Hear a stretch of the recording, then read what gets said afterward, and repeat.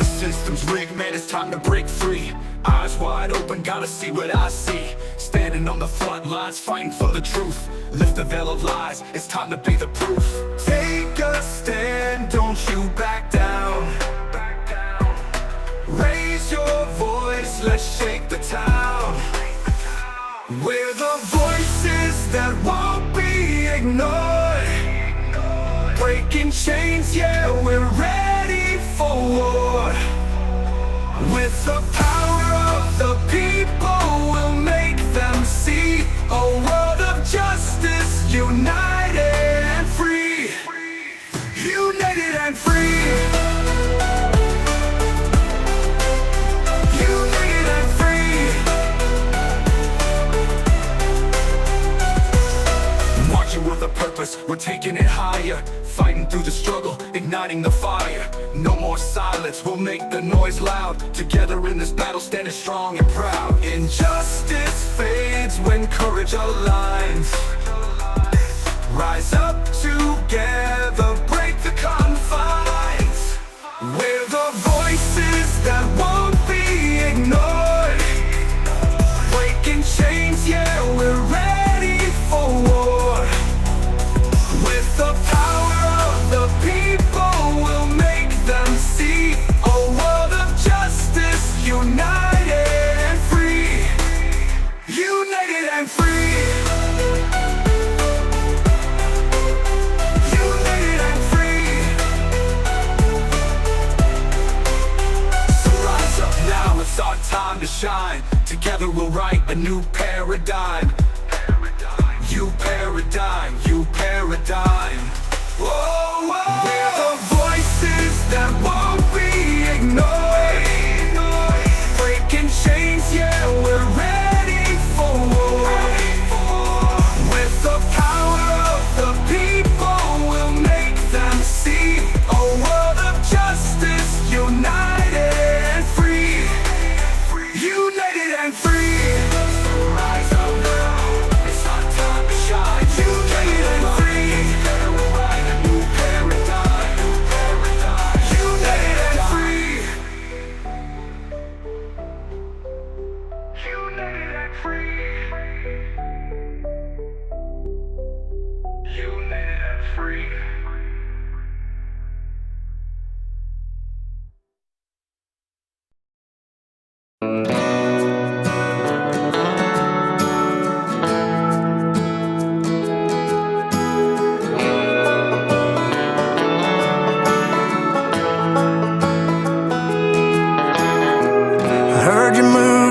South Carolina, just like you always said we would.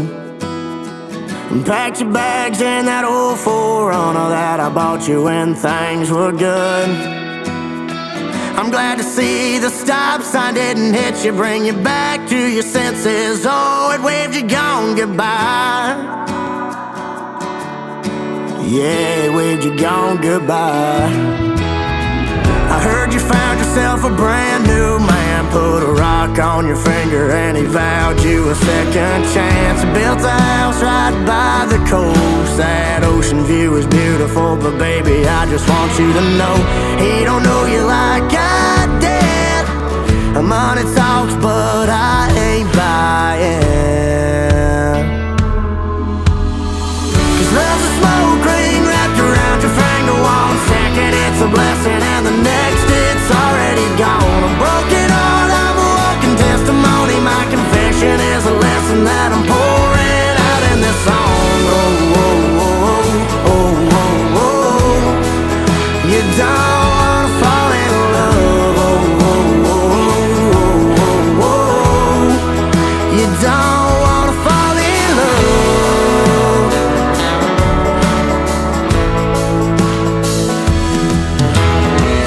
Seen your mama walking out the county market and I stopped to ask her how she's been. Said she's missing you and tried to go convincing you not to settle down with him. She ain't wrong, the whole town knows that you had a bed of roses, but girl, you couldn't walk that line. You can act like you do it fine, 'cause love's a smoke ring right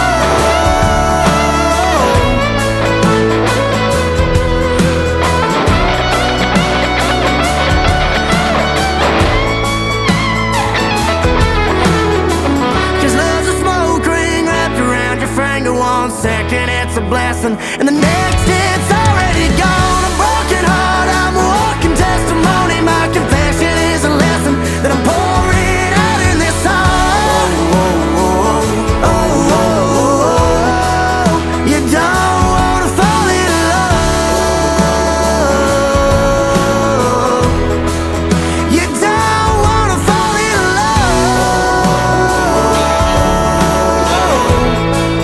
You don't wanna fall in love.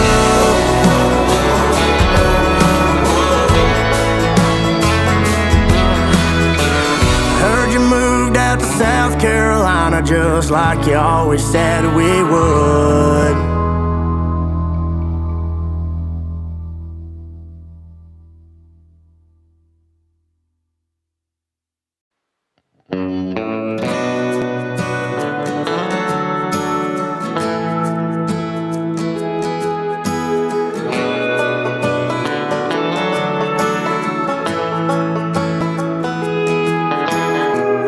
Heard you moved out to South Carolina just like you always said we would. And packed your bags in that old 4Runner that I bought you when things were good. I'm glad to see the stop sign didn't hit you, bring you back to your senses. Oh, it waved you gone goodbye. Yeah, it waved you gone goodbye. I heard you found yourself a brand new man, put a rock on your finger and he vowed you a second chance. He built a house right by the coast. That ocean view is beautiful, but baby, I just want you to know he don't know you like I did. Money talks, but I ain't buying. 'Cause love's a smoke ring wrapped around your finger. One second it's a blessing and the next it's already gone. A broken heart, I'm a walking testimony. My confession is a lesson that I'm pouring out in this song. Oh, oh, oh, oh, oh, oh. You don't wanna fall in love. Oh, oh, oh, oh, oh, oh. You don't wanna fall in love.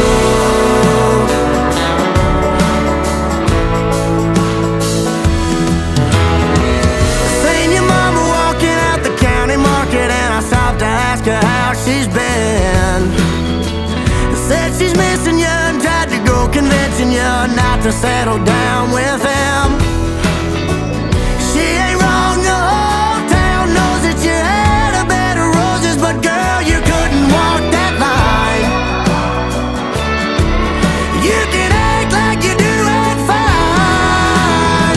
'Cause love's a smoke ring wrapped around your finger. One second it's a blessing and the next it's already gone. A broken heart, I'm a walking testimony. My confession is a lesson that I'm pouring out in this song. Oh, oh, oh, oh, oh, oh.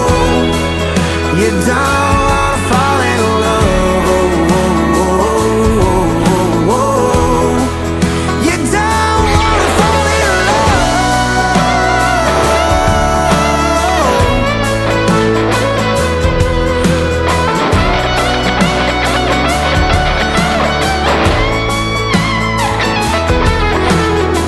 'Cause love's a smoke ring wrapped around your finger. One second it's a blessing and the next it's already gone. A broken heart, I'm a walking testimony. My confession is a lesson that I'm pouring out in this song. Oh, oh, oh, oh, oh. You don't wanna fall in love. You don't wanna fall in love. You don't wanna fall in love.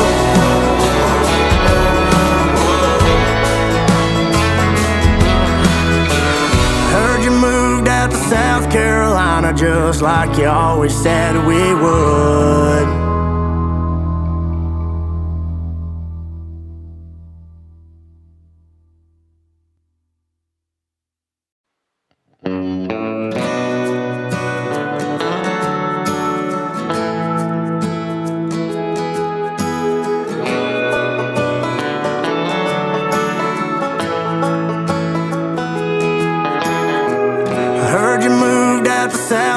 Carolina, just like you always said we would. And packed your bags in that old 4Runner that I bought you when things were good. I'm glad to see the stop sign didn't hit you, bring you back to your senses. Oh, it waved you gone goodbye. Yeah, it waved you gone goodbye.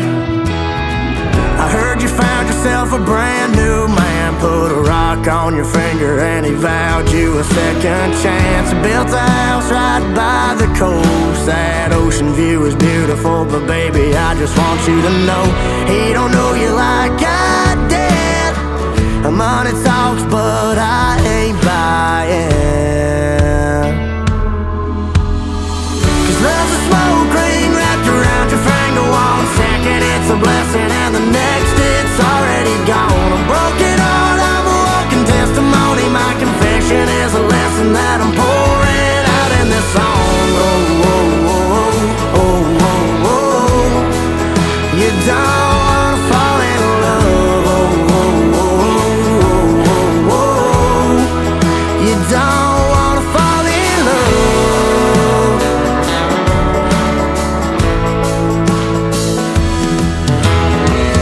Seen your mama walking out the county market and I stopped to ask her how she's been. Said she's missing you and tried to go convincing you not to settle down with him. She ain't wrong, the whole town knows that you had a bed of roses, but girl, you couldn't walk that line. You can act like you do it fine. 'Cause love's a smoke ring wrapped around your finger. One second it's a blessing and the next it's already gone. A broken heart, I'm a walking testimony. My confession is a lesson that I'm pouring out in this song. Oh, oh, oh, oh, oh, oh. You don't wanna fall in love. Oh, oh, oh, oh, oh. You don't wanna fall in love.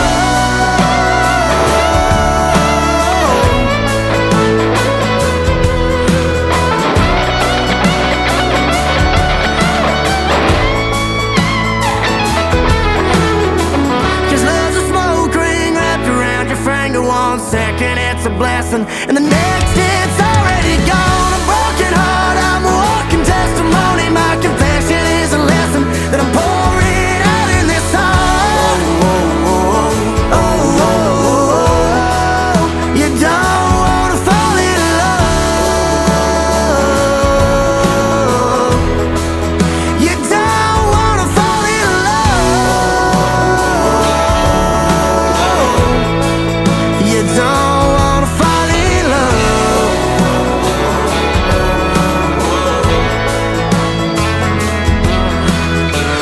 Heard you moved out to South Carolina, just like you always said we would.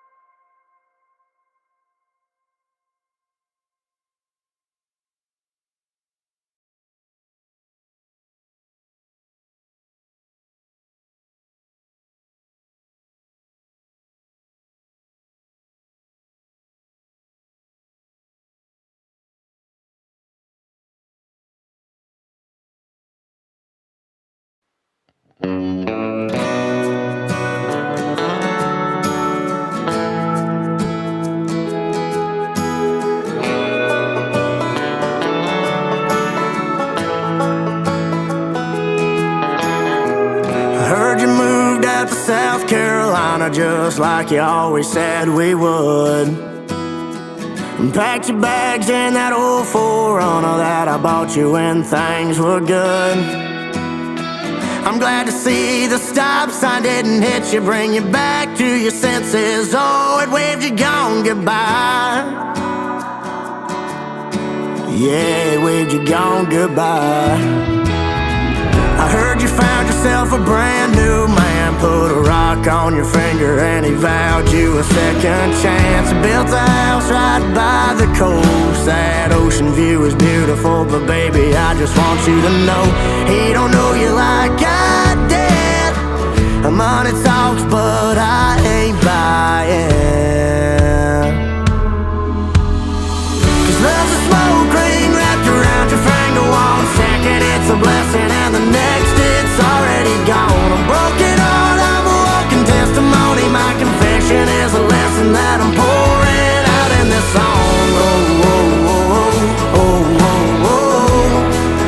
You don't wanna fall in love. Oh, oh, oh, oh, oh, oh. You don't wanna fall in love.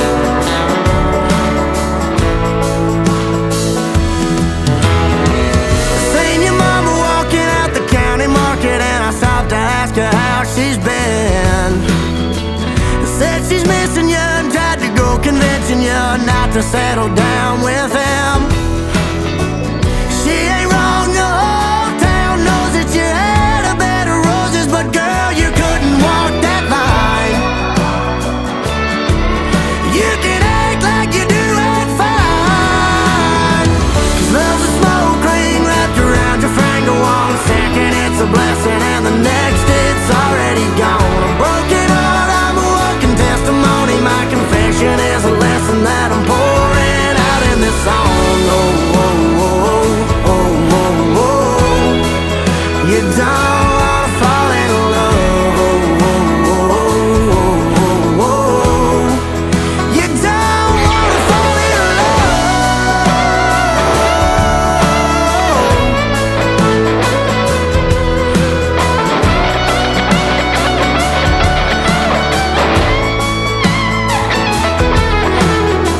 'Cause love's a smoke ring wrapped around your finger. One second it's a blessing and the next it's already gone. A broken heart, I'm a walking testimony. My confession is a lesson that I'm pouring out in this song. Oh, oh, oh, oh, oh, oh. You don't wanna fall in love. You don't wanna fall in love. You don't wanna fall in love.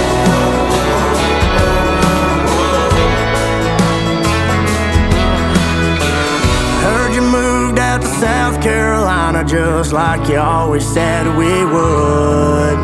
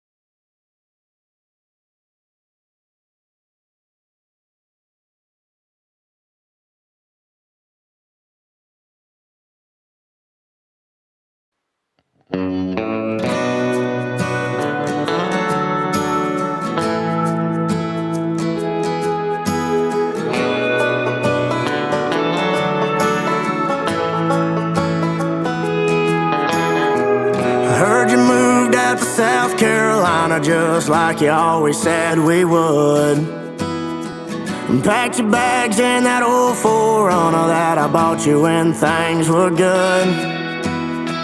I'm glad to see the stop sign didn't hit you, bring you back to your senses. Oh, it waved you gone goodbye. Yeah, it waved you gone goodbye. I heard you found yourself a brand new man, put a rock on your finger and he vowed you a second chance. Built a house right by the coast. That ocean view is beautiful, but baby, I just want you to know he don't know you like I did. Money talks, but I ain't buying. 'Cause love's a smoke ring wrapped around your finger. One second it's a blessing and the next it's already gone. A broken heart, I'm a walking testimony. My confession is a lesson that I'm pouring out in this song. Oh, oh, oh, oh, oh, oh. You don't wanna fall in love. Oh, oh, oh, oh, oh, oh. You don't wanna fall in love.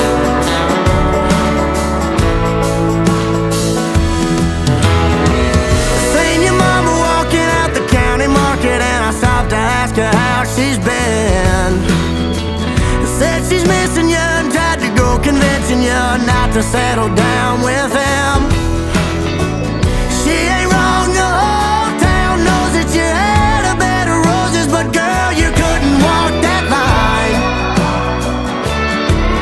You can act like you do it fine. 'Cause love's a smoke ring wrapped around your finger. One second it's a blessing and the next it's already gone. A broken heart, I'm a walking testimony. My confession is a lesson that I'm pouring out in this song. Oh, oh, oh, oh, oh, oh.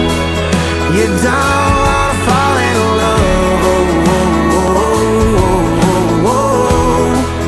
You don't wanna fall in love.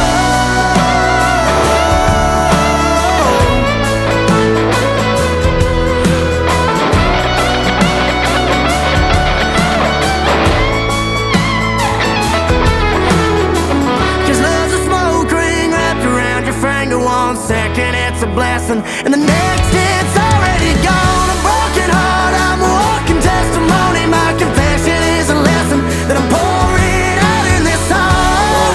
Oh, oh, oh, oh, oh. You don't wanna fall in love. You don't wanna fall in love. You don't wanna fall in love.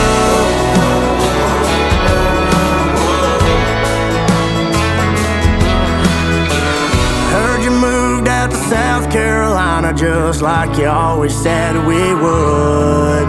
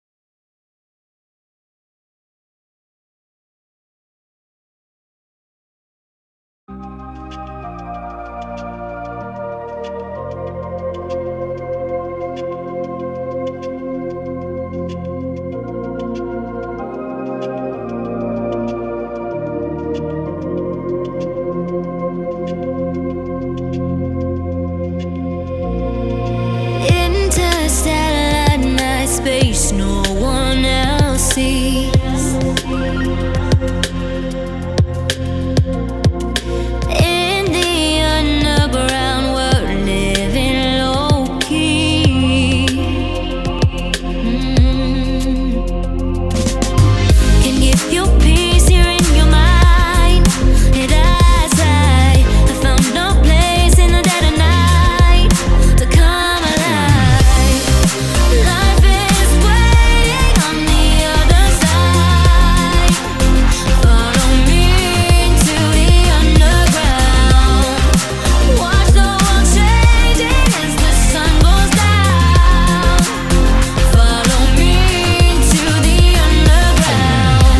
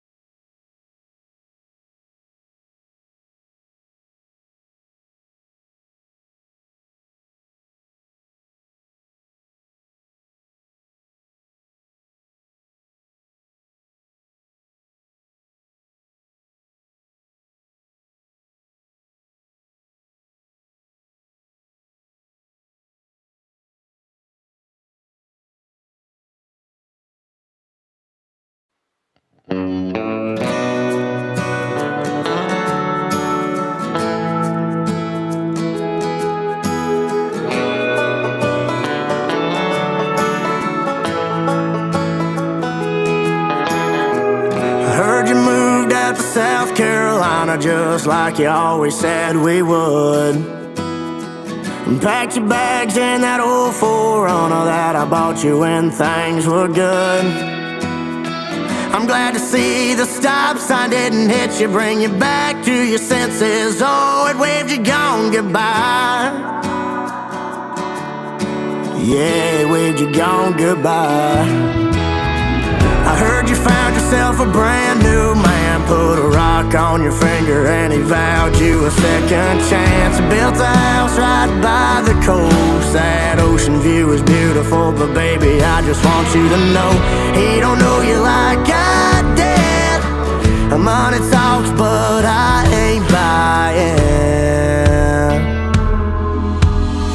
'Cause love's a smoke ring wrapped around your finger. One second it's a blessing and the next it's already gone. A broken heart, I'm a walking testimony. My confession is a lesson that I'm pouring out in this song. Oh, oh, oh, oh, oh, oh. You don't wanna fall in love. Oh, oh, oh, oh, oh, oh.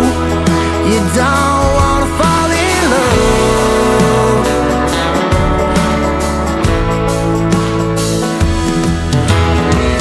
Seen your mama walking out the county market and I stopped to ask her how she's been. Said she's missing you and tried to go convincing you not to settle down with him. She ain't wrong, the whole town knows that you had a bed of roses, but girl, you couldn't walk that line. You can act like you do it fine. 'Cause love's a smoke ring wrapped around your finger. One second it's a blessing and the next it's already gone. A broken heart, I'm a walking testimony. My confession is a lesson that I'm pouring out in this song. Oh, oh, oh, oh, oh, oh. You don't wanna fall in love. Oh, oh, oh, oh, oh. You don't wanna fall in love.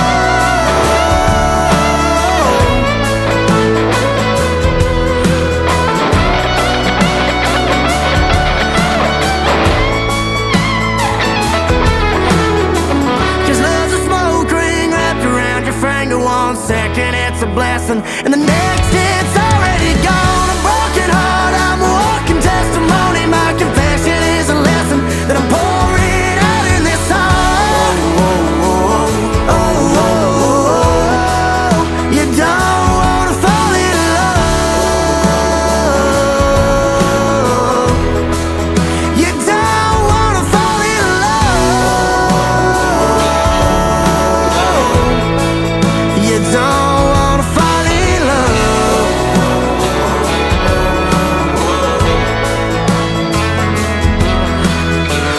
Heard you moved out to South Carolina just like you always said we would.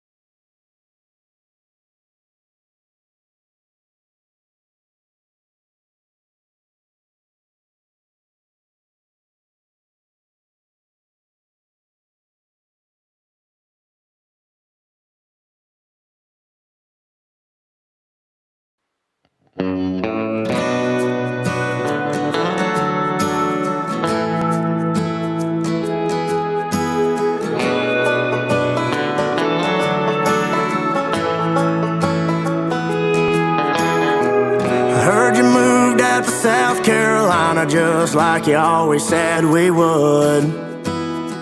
And packed your bags in that old 4Runner that I bought you when things were good. I'm glad to see the stop sign didn't hit you, bring you back to your senses. Oh, it waved you gone goodbye. Yeah, it waved you gone goodbye.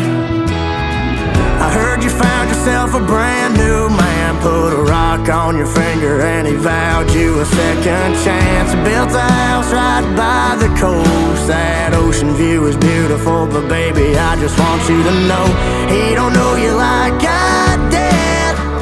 Money talks, but I ain't buying. 'Cause love's a smoke ring wrapped around your finger. One second it's a blessing and the next it's already gone. A broken heart, I'm a walking testimony. My confession is a lesson that I'm pouring out in this song. Oh, oh, oh, oh, oh, oh. You don't wanna fall in love. Oh, oh, oh, oh, oh, oh. You don't wanna fall in love.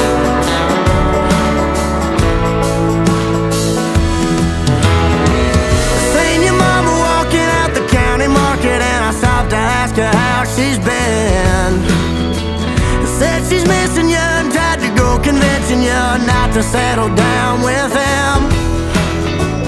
She ain't wrong, the whole town knows that you had a bed of roses, but girl, you couldn't walk that line.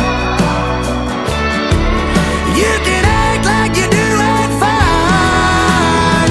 'Cause love's a smoke ring wrapped around your finger. One second it's a blessing and the next it's already gone. A broken heart, I'm a walking testimony. My confession is a lesson that I'm pouring out in this song. Oh, oh, oh, oh, oh, oh.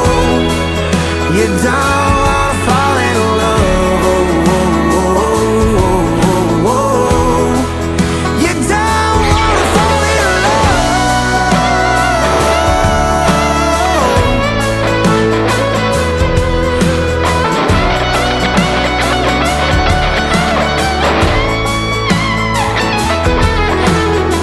'Cause love's a smoke ring wrapped around your finger. One second it's a blessing and the next it's already gone. A broken heart, I'm a walking testimony. My confession is a lesson that I'm pouring out in this song. Oh, oh, oh, oh, oh. You don't wanna fall in love. You don't wanna fall in love. You don't wanna fall in love.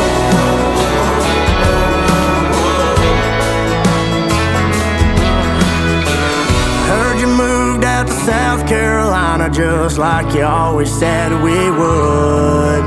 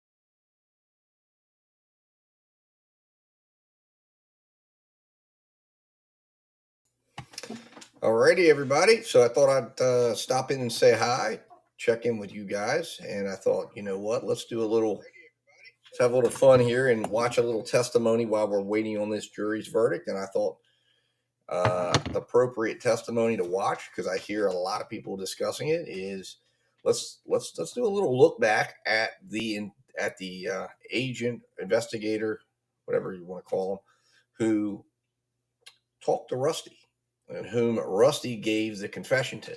And let's listen to that, because if you want to understand this case and how she got charged, it starts right there. If that never happens, she never gets charged. And that is a fact that is just an absolute fact. We would never be here today. And perhaps it was in my opinion, the ineptitude and the wrongness of the tactic they used, which was to present a fake arrest warrant, and got Rusty to blurt out that she told him Gary was on the burn pile. So I think that's a great place to start of understanding this case. If you're someone who is just coming into this case because you were watching the Sarah Boone case, or you were watching the Leilani Simon case, or maybe you were watching another case that was on Court TV, and you're just catching into this case, this is a good point to understand. So I have it queued up. We're going to go over and watch this testimony and kind of stop and start it. I think it's about, I checked it out, I think it's only about 45 minutes to an hour in total. But it's this interaction with law enforcement that sets into motion everything that happens in this case. And it's important to understand, a lot of people just hear that Rusty said, because the state played that in their opening, and that's been traveling all over social media. Heck, I put it into the ether without even knowing how it all went down.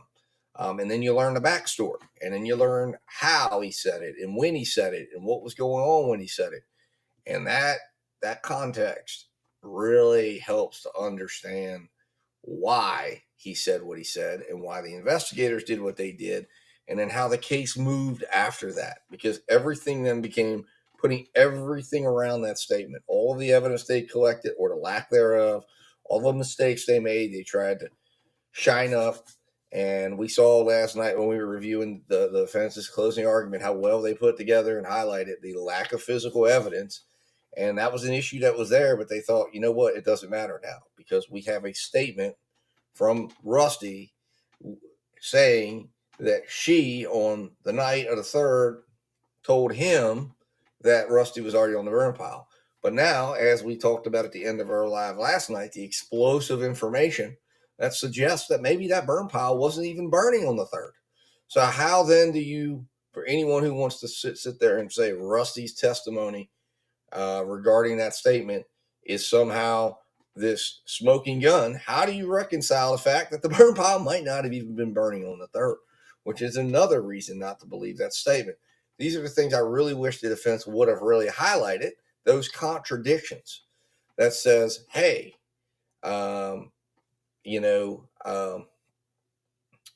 says, hey, this is the problems with this case. We don't even know when the burn pile was. There's the physical evidence throws into question where this happened at. Did it happen in the barn? Did it happen at the burn pile? We have no idea. And as a result, when the jury's left with this in the jury room and they're trying to piece it all together and they're trying to determine, do they have proof beyond a reasonable doubt that she's the one responsible and solely responsible for this, as the state is telling them? No. The answer to that is no. But that's also why I'm still standing by my belief we will have a split verdict, 4 and 5, and she will be looking at about 15 years in prison. Now, for her at her age, I think she's now in her 60s. 15 years in prison is pretty much the rest of her life. So it's not a win, in my opinion, although I'm not exactly certain how the sentencing standard works here, if it's a determinate sentence or an indeterminate sentence. So in other words, is the judge able to give her 15, or is she looking at 2 to 15? And that's a big difference, because that means she's at the parole board in the next couple of years, and the parole board gets to decide and take into account her age and all that stuff. But she's looking at 15. And I believe there's also good time in Georgia, so she's not going to do a full 15 if she gets convicted of both of those. But I think that's where the jury goes with this, because I think they're going to really be working hard to try to get to a verdict on 1, 2, 3. But 4 and 5, they're going to come to a verdict on, because I think any way you look at this evidence, it's very easy to walk away and feel really good about the fact that she had to have known something happened on that property. Because now, the only saving grace that might save her from 4 and 5 is if this jury does take into account and says, you know what, there was no burn pile. We don't know when this burn pile had to have only been burning for 24 hours. She's at the main house with the granddaughters. If she didn't believe Gary was gone, although we know she's using the credit card at Walmart, we know she's doing things that would indicate she had to be in on this. But if the jury says, you know what, we can't really say that she knows because we don't know what happened here, and we can't say when the burn pile started, which would mean then it's possible Scott came back and was burning this burn pile while the granddaughters are in the hot tub. So a lot of questions. But anyways, let's jump over into here and start watching the testimony here that I have queued up. Give me a moment.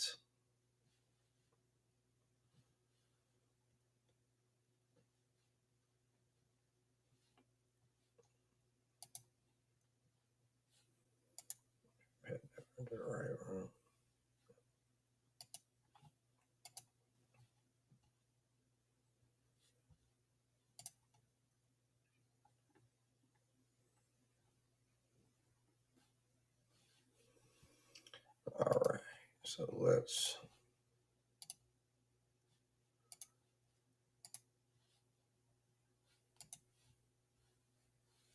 start watching this here and check it out. All right, here we go.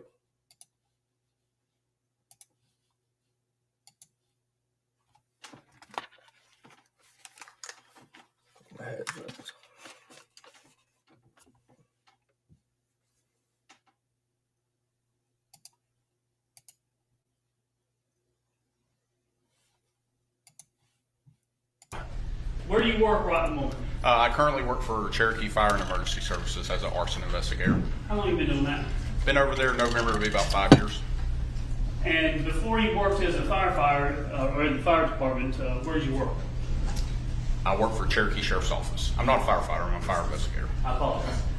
Will they claim you as a firefighter or just an investigator? I think they'll probably claim me as an investigator. Okay. Before you were investigating fires, did you investigate crime? Yes, sir. When did you start at the sheriff's office? Started at Sheriff's Office in January 2007. Where did you go to the academy? North Central. How long was that? I think it was probably 10 weeks at the time. The jury's kind of heard how some people start out in the jail and stuff like that. Where did you Yes, start? sir.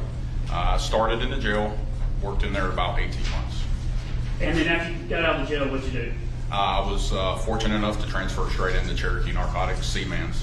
What is C-Mans? What's that? So Cherokee Multi-Agency Narcotics Squad. And you're a narcotics investigator? Yes, sir.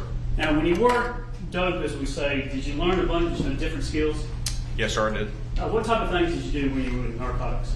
I acted undercover, I managed informants, I worked street-level narcotics, I worked drug trafficking organizations, things like that. Did you have to go undercover at all? Yes, sir, but the first year or so. Did you get disheveled and grow out your face, your beard, and facial hair, and things like that? Yes, sir. Did you wear kind of dirty clothes at times and go and make drug deals? Yes, sir. Did you flip informants? Yes, sir. Did you work with informants? Yes, sir. Tell the jury about that. One of the key parts of working narcotics is developing information. That's done by utilizing people who are within the drug trade and cultivating them to become informants to provide information to further investigations and to cultivate other leads. Now, when you work with informants, did you find that informants are people too? Yes, sir. And they have different personalities? Yes, sir. Some easy to talk to? Yes, sir. Some hard to talk to? Definitely. Some need. So I want you to understand and break this down. Now, this is the individual again who is present, who is assisting with the interrogation of Rusty. Okay, and this was highlighted in the defense's closing yesterday about the fact that the sheriff's department basically really was understaffed and undermanned. They literally gave up on the investigation, in the words of the defense, and just said, they left Hayes, which is the guy sitting at the defense table, to do this all on his own. And he actually had to get this guy who's an arson investigator by trade, who I guess has taken some interrogation, courses and things, but this guy is not someone who's trained in investigating homicides or investigating crimes like what's happening here. He's normally on the scene of a fire, trying to determine if it's arson or if it's an intentional fire or not. Obviously, there can be deaths involved in that too, but it's not something that he's going to have great experience with.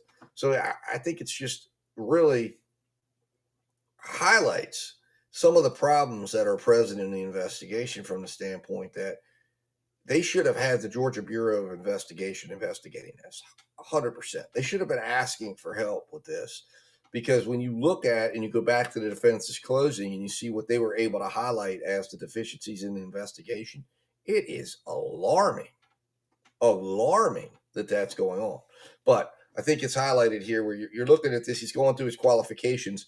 But I want you to also listen here and be asking yourself, why is a fire guy investigating this? Why would they not have had? And I understand there was a burn pit, and you might say, well, there was fire involved. He's an arson investigator, but this was not an arson.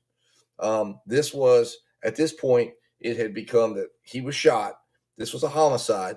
Why would they not have homicide investigators doing this? The fire part. Nothing got burned down. It was a burn pit in the backyard. Maybe that was the thought process for involving him, but really this should have involved skilled homicide investigators at this point, once they determined that the fire was more likely than not the cause of death, or at least that's what their contention is. Anyways, let's go back and continue listening. More persuasion or convincing to do something than others? Yes, sir. Now, if I would ask you, based on the evidence in this case, if someone would say you were a good cop or bad cop, which do you think they would say you were? I was definitely the bad cop. Do you remember Rusty Barton? Distinctly. Did you have an opportunity to talk with Rusty at times? Yes, sir. I conducted a lot of conversations with Rusty. If you look on that board right there, we've got some dates written down. Now, July 6, 2018, that Friday, the TBI interviewed Rusty. I don't believe you're involved in that. Is that right? No, sir. July 10th, 2018, July 24th, 2018, August 2nd, 2018, and then June 25th, 2019. Were those interviews that you were involved in? Yes, sir. During the investigation, though, before we get to the interviews, can I tell the jury just real quickly, what did you do when it came to Georgia side? Not the interviewing Rusty, but what did you kind of do before you got there? I was introduced to the investigation on that Friday the 6th. I was requested to author search warrants and obtain search warrants to seize Gary Farris's bank accounts. Now, you were a sergeant at the time at the sheriff's office? Yes, sir. And did you work with Detective Hayes? Yes, sir.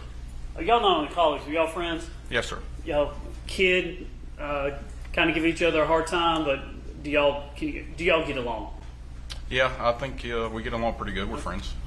And when you work together, do y'all have similar styles or different styles? I think that we have complementary styles. Okay. You have skills and he has skills, different, but both have the ability to do certain things? Yes, sir. Was he the lead detective in the case? Yes, sir. Where were you at in the chain of order or type of seniority in this type of case? So I was a sergeant at the time of this. I was running a different unit within criminal investigations. What were you doing there at that time? I was over white collar crimes. Okay. Yes, sir. Financial crimes and things like that? Yes, sir. RICO cases and whatnot? Yes, sir. All right. When this crime occurred, why were there so many people involved in this from law enforcement? This was a grand scale investigation with a lot of parts in it. The property was large, but there's also a lot of moving pieces.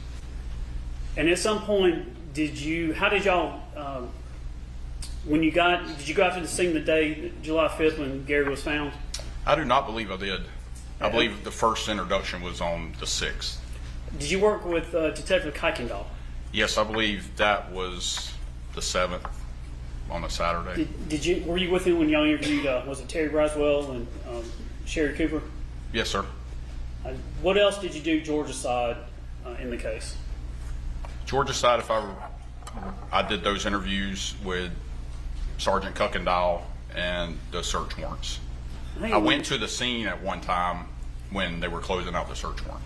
And then maybe about a year later, I think we saw you in a video where they're doing some test fires. Oh, yes, sir. But is it fair to say that the main part that you did in this case was trying to convince Rusty to give you some information? Yes, sir. All right, so let's talk about that. Yes, sir.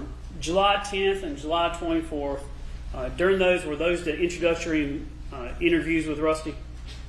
Yes, sir. Tell the jury how you, when you first met Rusty, how did he come across to you?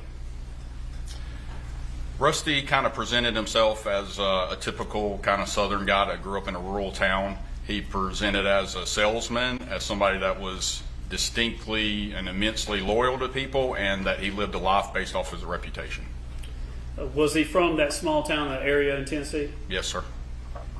When you first met with him, did you and Hayes have a kind of a plan of what y'all were going to do to see? Did you know how receptive he was going to be to law enforcement? We did make some deductions by listening to the July 6th interview when we were driving from Cherokee County to Tullahoma. It's about a 3.5 hour drive. What did you cull from that interview when it came to what he was going to be like? Well, when Detective Hayes and I was developing our strategy, I noted something very specifically in that interview, that when TBI Agent Williams kind of challenged Rusty on some things, that he said she was pushy. So Detective Hayes and I decided that it would be a good strategy and a good tactic for me to be the bad cop and for him to be the good cop. Now, did it come natural to you? I must admit it. I can access it when I need to. When you met with Rusty, tell the jury about how, at what point did it trigger with you that you're like, I've got to do something to see if I can get some more information from him? Well, it was predetermined by Detective Hayes and I that the first chance that I got to be the bad cop, be that arrogant, assertive cop in the challenging, we were going to do that. And that related to cell phones. At some point, did you ask Rusty whether or not you could look at his cell phone? Yes, sir, I did. Do you remember what you said to him about that? Pretty fair, yeah, pretty accurately, I think I do. Did you ask him a question about if he was innocent? Yeah, I asked him along the lines of, say, hey, you've told me you're innocent. If you're innocent, you'll let me look in the phones. Was his phone with him at that time? No, sir, it was in the truck. And eventually, did he let y'all look into the phones? Yes, sir, he did. And did you, during, I guess, one of the interviews, did you try to get into the phone through a kind of some software that we had called Cellbrite? Yes, sir, on that evening on the 10th, I tried to. Tell the jury what Cellbrite is. Cellbrite is a cell phone extraction device that you can hook up almost any type of phone to, and it will extract all kinds of data out. When did you try to use Cellbrite to get the contents off of his phone? I tried to utilize it during the course of that interview. Did it work? No, I was having trouble with it. At any point, did y'all try to ask him if he would consent to bring his phone so you could download it at the sheriff's office? Yes, we did ask him. We asked him to come down and bring it to the sheriff's office so a better person could use the Cellbrite. And eventually, in this case, was his phone taken and downloaded using Cellbrite? Yes. Judge, this time on continued evidence, State's Exhibit A Pope 1. It's a extraction report from the cell phone from Rusty's phone. No objection. When you were talking to Rusty, during your conversation with him, did you ask him whether or not he had done anything in the phone regarding this case or anything like that? Yes. Did you learn whether or not he had deleted anything or was trying to delete anything? We had learned that he had deleted a contact, Melody's contact. Did he also rename her contact at some point? Yes, sir, I believe he did. Did you ask him whether or not, did y'all talk about whether or not he had any plans to marry Melody or anything like that? Yes, we did. You remember what he said? Said yes. They had talked about plans. There was some conversations about whenever Gary was no longer in the picture, that they would have for lack of better terms, a certain grieving period, and then they would come together and get married. Did you ever ask him or confront him with the fact that he was searching for wedding bands? Yes, sir. And what did he say to that? He agreed that he was searching those because they had made arrangements to get married in the future. Let's go through. Is your computer screen on there? Yes, sir. It's just Can you see it? yes, sir.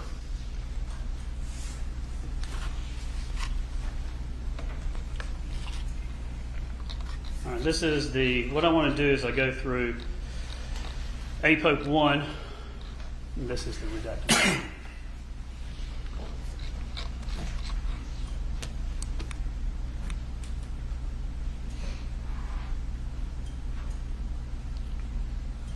All right. You see where it's got numbers, and this is not everything off the phone, just some things for trial, but search items, I'm talking about, I guess, basically 17 here. Do you see on this exhibit, there's a number column on the left side here? Yes, sir. You see the value here where it talks about what was searched for, Yes, sir. and then here has a time stamp. Do you see that? Yes, sir. As we go through these, is it correct that this is July 9th, 2018,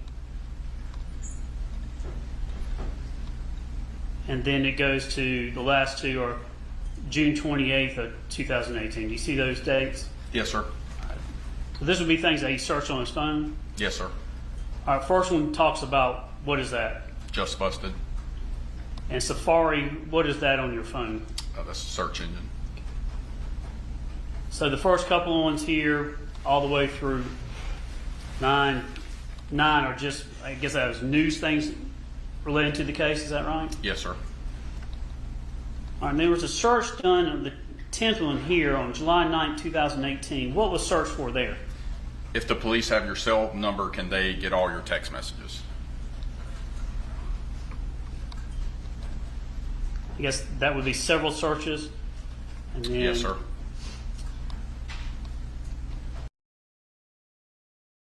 All right, so let's just take this in right here. These searches that you can see right behind me.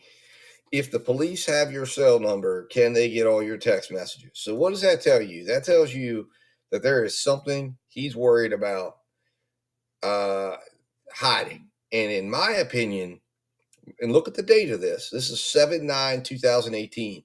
This is 6 days after the evening of the 3rd, when all of this flurry of activity happens between Melody and Rusty. This is why I believe Rusty knew what was happening here. You know, it'd be one thing if Rusty is reacting in the sense that it's like, hey, you know, Melody's told him Gary ended up in a burn pile. You know, there should be no worryment over text messages. Really, there should be no worryment over text messages that they're having an affair. There would be worryment over text messages to where maybe they're discussing what actually happened to Gary. And this is absolutely concerning stuff. Now, this is also why these investigators, in my opinion, made a blunder of all blunders. They went directly at Rusty. What they should have done was fade it back.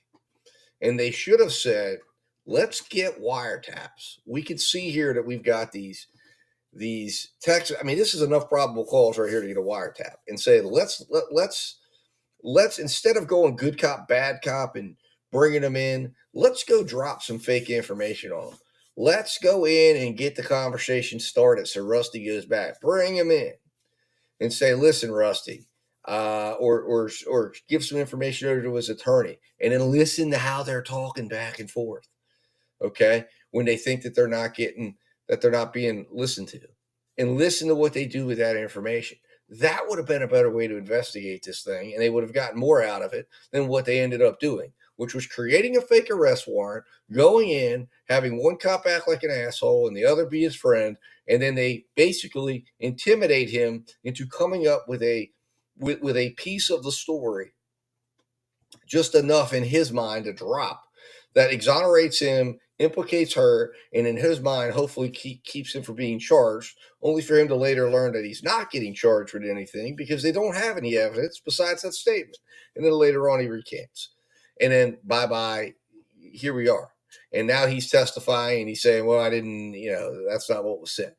So this whole thing is just so ridiculous with the way they decided to approach this. In my opinion, it did not get good results. It did not. It's like when they used a read technique and you get a confession out of it. It taints the confession unless you have new information that comes present. And that's the problem with investigators. They get a confession out of somebody, they want to use it. But like in the case of Ty Tucker, John Travis Johnson doesn't ever bring any new information out. There's no independent information he brings to the table, but yet they still want to use his confession. Why? Because, well, these guys want to solve a case. They want this case off their desk. They end up getting blinders on when they're looking at this, and they look at the case, and it's like, oh, again, they're biased towards Melody because she's got all these really terrible character issues going on, where she's cheating on her husband, she's doing this. So it seems like it's probable she could be the one. But the problem is if all you have is this, in my opinion, a tainted confession from Rusty, that's not enough. You got to go further than that. And the problem is what they had at that point was an incomplete process crime scene. You had a crime scene that was that contradicted itself, and you have the potential that there could be one other person involved in this situation, and that could be Scott. And then they turn around and they make Scott a witness of their own just to go bust Melody. So they tell themselves, "Oh, Melody's the only one. She's the sole perpetrator in this." And it's just a mess. KJ in the Ray, please tell me your theory of the crime. Curious, thanks. Absolutely, thank you, KJ. First off, thank you for that for the $9.99 super chat. Very, very much appreciate that. So, theory of the crime. If you haven't heard my theory yet, and this is what we kind of were piecing together yesterday. The theory that I have, I believe, in my opinion, that this crime, that the solving of this crime rests with Rusty, Scott, and Melody. And here's what I believe. I believe, based on the evidence that we have so far, is on the 3rd, sometime on the 3rd, Scott was called back to the property.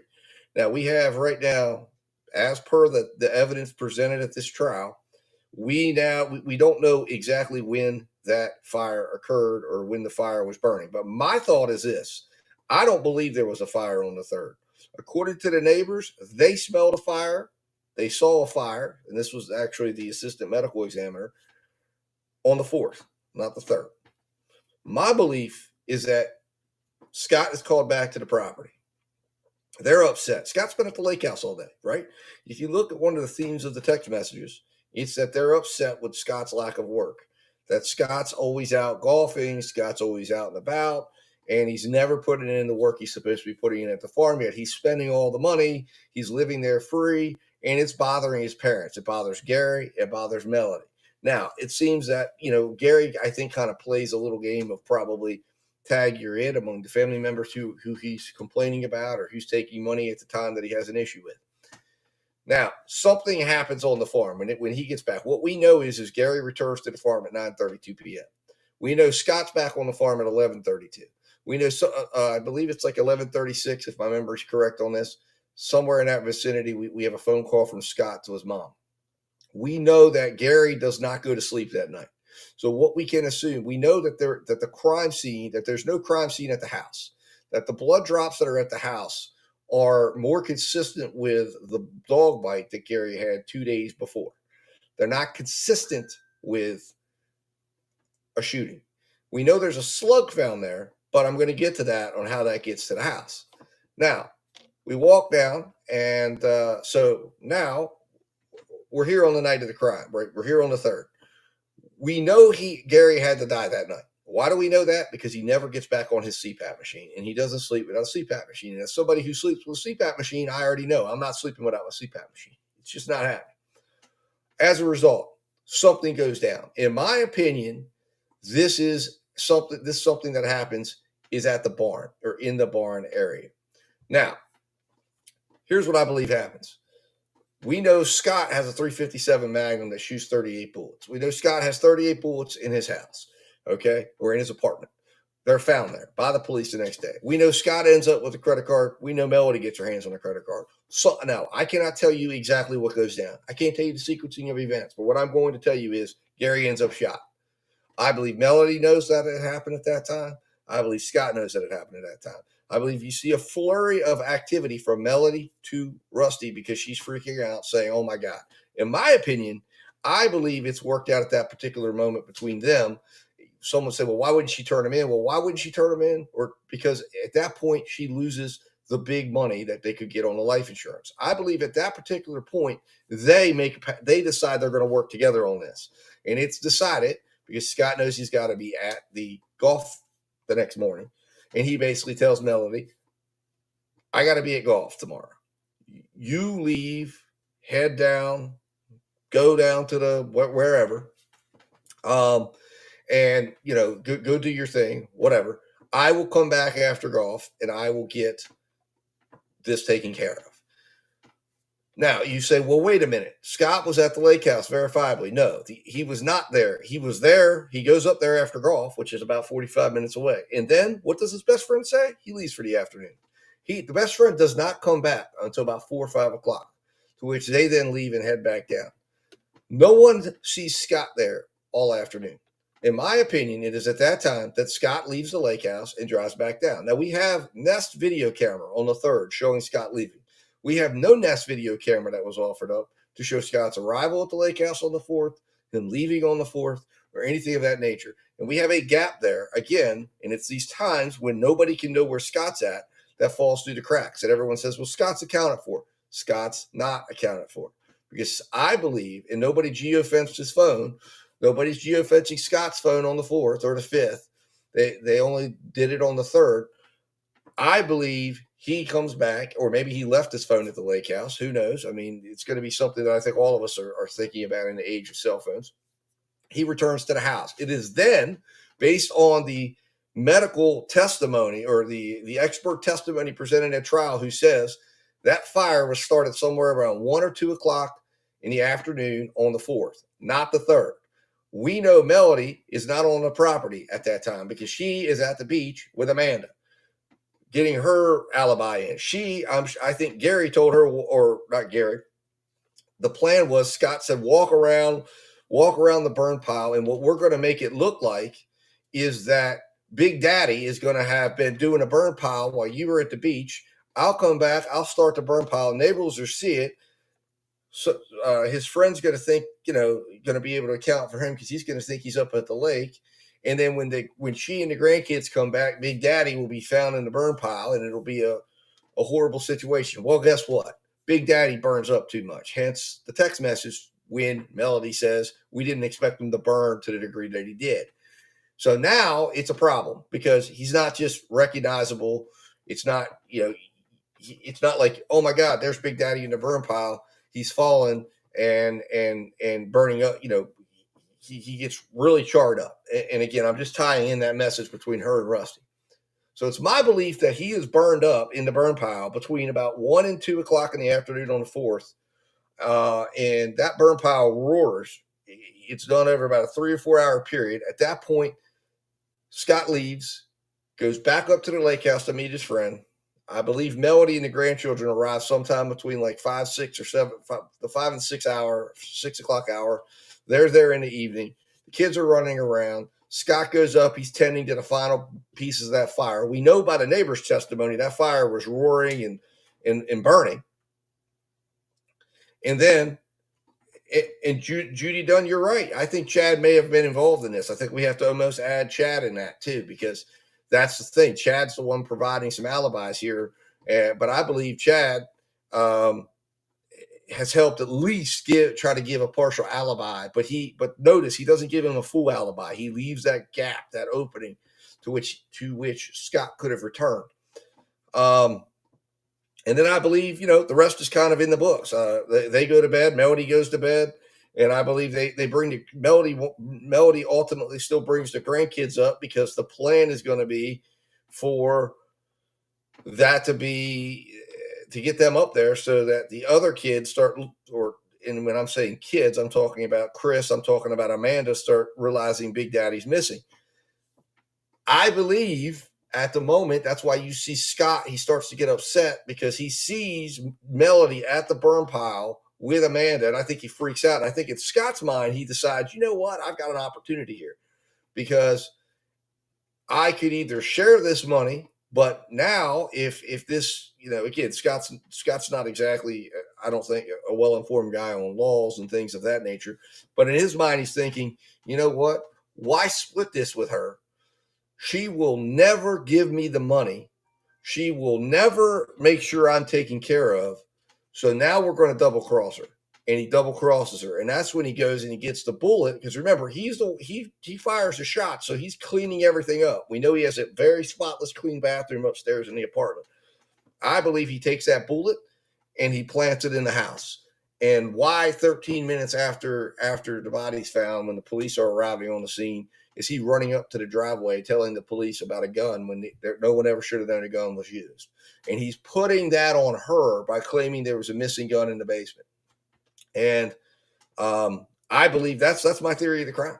And I believe both of them, I don't know who pulled the trigger, but one of them pulled the trigger, Scott or Melody. I believe Scott could have lost his temper and done it because I think Scott was called back. The animals were out. I think Scott was furious about it. I think he went and confronted his parents. I think an altercation went down. I think they were in the barn because that's where he would have been at. And the RTV would have been up there, right where everything would have been. That's where she said it was all parked. I think when you tie it all together, they end up in the barn somewhere in that vicinity of 11:45 to 12 o'clock. And Scott, again, I know a lot of people, when you're out on a farm or a country property like that, you're going to keep firearms with you because you might run into a possum or groundhog or whatever. I mean, I don't know that would be used for, but a lot of people will keep a 357 Magnum for things like that. So Scott would have had that with him possibly as he's walking the property trying to go out and get the horses back in. And again, remember, Chad is the one that confirms horses was even the reason. We don't know what the reason was. We just know a phone call went out. We know that's what Melody chose to told the police. We know that that's what Scott's telling the police. We know that Chad's telling the police that. We know that Chad provides the Nest camera but doesn't provide any other camera footage of the 4th. None of that ever gets saved. And I think that's very telling, in my opinion. So that is the theory that I have. That's the best theory I've been able to work out, and it's the one that makes the most sense. And I think everything happened in that barn, and I think everything else is, again, it's what happens when the police get involved in this stuff. They get tunnel vision. And, listen, we sit back and look at an overall investigation or the results of the investigation. We're not close to it. And this is also why when you get a big investigation like this, it's important to always continue to bring outside people in, like the FBI, GBI, and bring people in when you hit a stopping point or if you run into a wall. Judy Dunn says, I really don't think Scott was involved. I think he was smart enough to know. I believe that, KJ and Ray. That's what I believe. I think so. That's what I believe. I really don't think Judy Dunn says, I think he was smart enough to know his mom wouldn't share. No, listen, I think they listen, if you're looking at the timing, Judy, see, this is the part. Everyone wants to look at Scott and say, you have to look at the timing. I did not come up with this theory based on looking at them as individuals. I think everybody agrees. I mean, you look at the body, what is it? The body language experts said Scott was suspect when he was testifying. Look, I believe 110% here that Scott and Melody were involved. And I base this on timing. The timeline tells the story here. The timeline is indisputable when you look at the experts and what they tell you. You don't defeat, there isn't 2 fires. There isn't 3 fires. There isn't 4 fires. There's 1 fire. Okay? And if that fire couldn't have been started, but 24 hours before they were standing out there on the 5th, then they are stuck with that. Then we can't create a fire as much as we'd like to create the fire on the 3rd to validate what Rusty told the police. But that's why we're watching what we're watching right now, because Rusty told the police that because he was under duress because they were using a fake arrest warrant, which is why you don't do things like that, which is why it would have been better served to have given false information for the purpose of getting him talking, much like they did in the Adelson case, and then you do the, as they call it, the bump, but you do a similar scenario here, and you get that conspirators talking and see if there is a conspiracy. And if there isn't a conspiracy, you validate it that way because you have them on camera. They're not talking. They're talking like they should talk. Or they start talking in code like the Adelsons did. And they start talking about things because there was a conspiracy there. There was things being done. You know, so Scott, in my opinion, has to be involved in this because we know Melody was at the beach. We know Melody's at Target. And the fire couldn't have been started on the fort by anybody else but Scott, who at that time is unaccounted for in terms of, if you think Chad was involved, then you go, okay, well, he's involved in covering up something. But by Chad's own testimony, he leaves. He leaves for about, he said, about 3 hours, 3 to 4 hours. So they go, they play golf, they go up to the lake house, and then he's gone until about 4 o'clock in the afternoon. So if they're playing golf at 7, they're done by 10. They're back up at his lake house at like 11, and then he says they were there for like maybe an hour, and then he leaves. Now crisscross that with Melody leaving, Scott comes back, and he starts to burn pile and now burns up his dad's body. And in the morning, the whole purpose, this is why Melody is walking around the house with the phone to make it look like Gary was alive still. So then she leaves. Scott's secured with an alibi by Chad up at the lake house. And now they go, okay, well, Gary must have started a burn file and fell in. It's what makes sense. And I understand there's some people that are going to say, hey, listen, I don't want to believe Scott was involved. I want to believe she was. I want to believe that she was the one. She's the bad apple. I think this is a story. Look, these stories, unfortunately, are not the evil stories you see in a movie.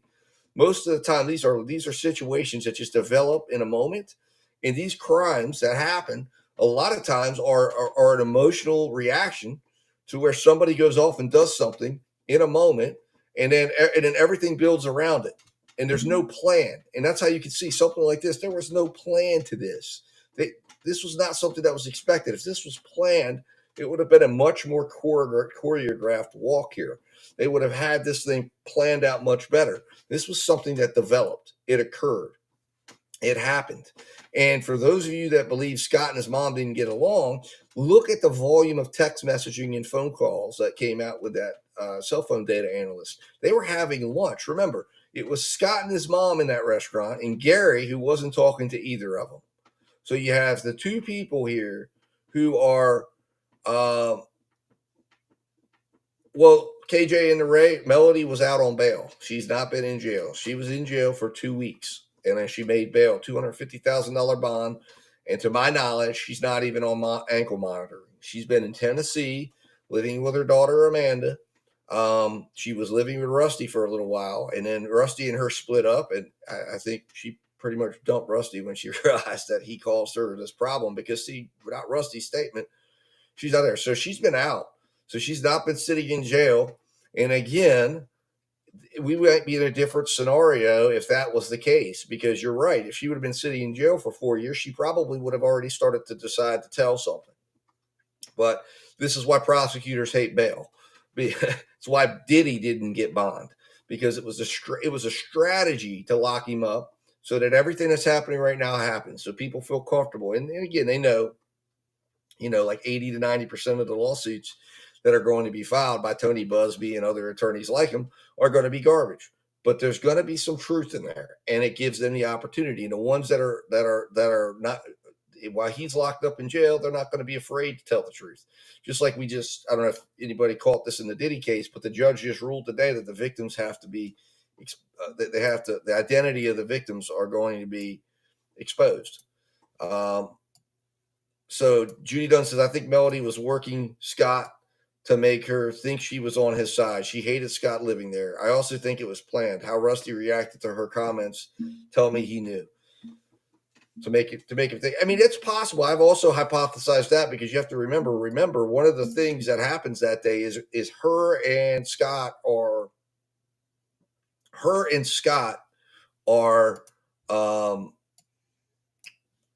having dinner or lunch that day. Remember, before he goes up to the lake house, he eats lunch with his mom. They don't talk to his dad.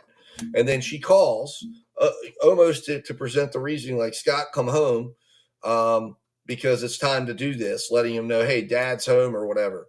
But I still think this was something that developed that wasn't planned, because I think if it was planned really, really poorly. And I think that, to me, I don't think she would have been calling Rusty right away like she did, because that to me indicates that she was flipping out and she was freaking out. Because remember, and again, this is what you have to look. You have to look at the totality of the evidence. You have to look at the totality of circumstances among all things. And one of the things you see is you see a flurry of activity when there was never activity ever before. That is extremely significant. So that patch of 11 to 2 a.m. never happens ever. So that if this was a plan, she's not going to do that as part of a plan. She's not going to go use a credit card of his to top up. She is in a frenzy, in my opinion. Something has happened. She's freaking out. She's calling Rusty. She's telling Rusty what's happening. She's frenzied. That's what shows between 11 and 2. Now, many are going to say, oh, well, she didn't want Addison to come up because Addison asked her. My opinion on that is there was a little bit of a tell on what was happening with that. And the defense attorney asked this question and said, with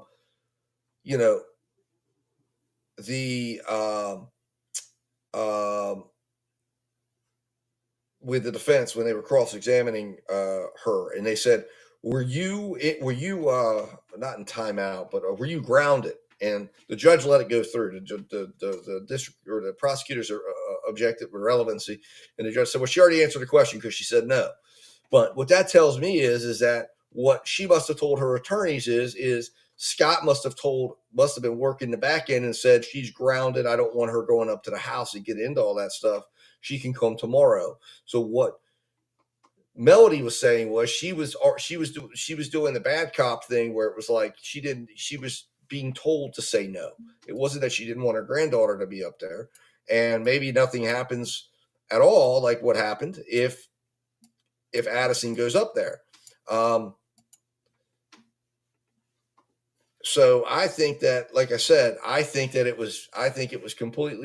she was completely frenzied. And I think that it just, again, whatever happened between, in my opinion, we're just going to say 10 o'clock and 2 a.m. That's the time. And I would say, probably, in my opinion, I would tighten it up to like 12, because you go from 12 to 2, and there's all this stuff going on, and frenzied talk and trying to figure out what's happening. And I think her and Scott are talking. I think it's a complete, they're just freaking out because this thing has gone down. Whatever went down, went down. But the thing is, again, this is the problem when you're a juror in this, and this is why it's an interesting case when the jury gets back there.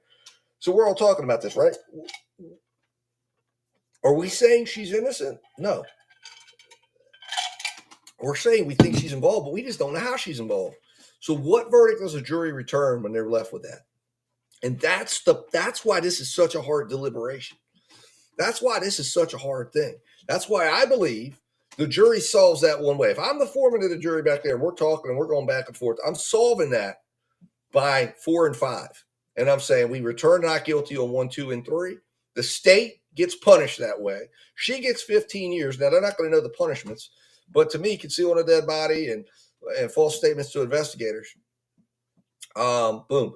Well, Judy, I don't know that there was a mastermind in this. That's what I'm saying. I don't think there was a mastermind. I know for a lot of people, they need her to be the villain because of how, and again, I understand how she looked. I understand all of these things. KJ in the rail. Thank you very much, KJ in the rail. I really appreciate that. Another $9.99. Thank you.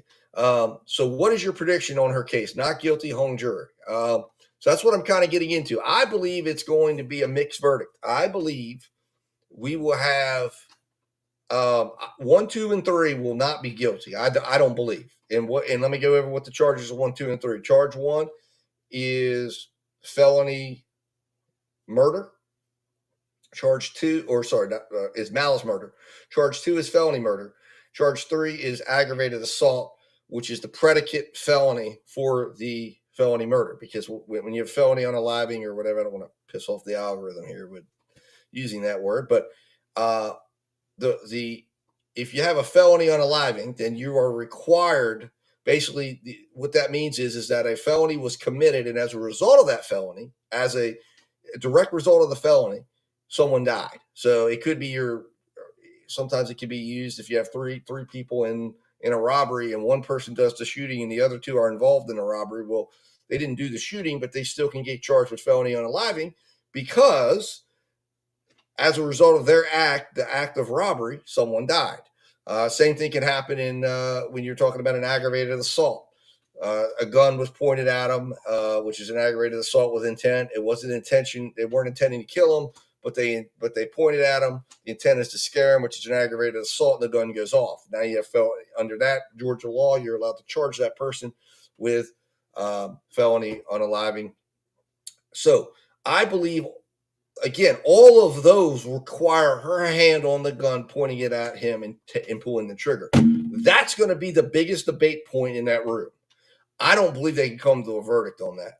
I believe it will either be not guilty on all three or it will be hung on all three.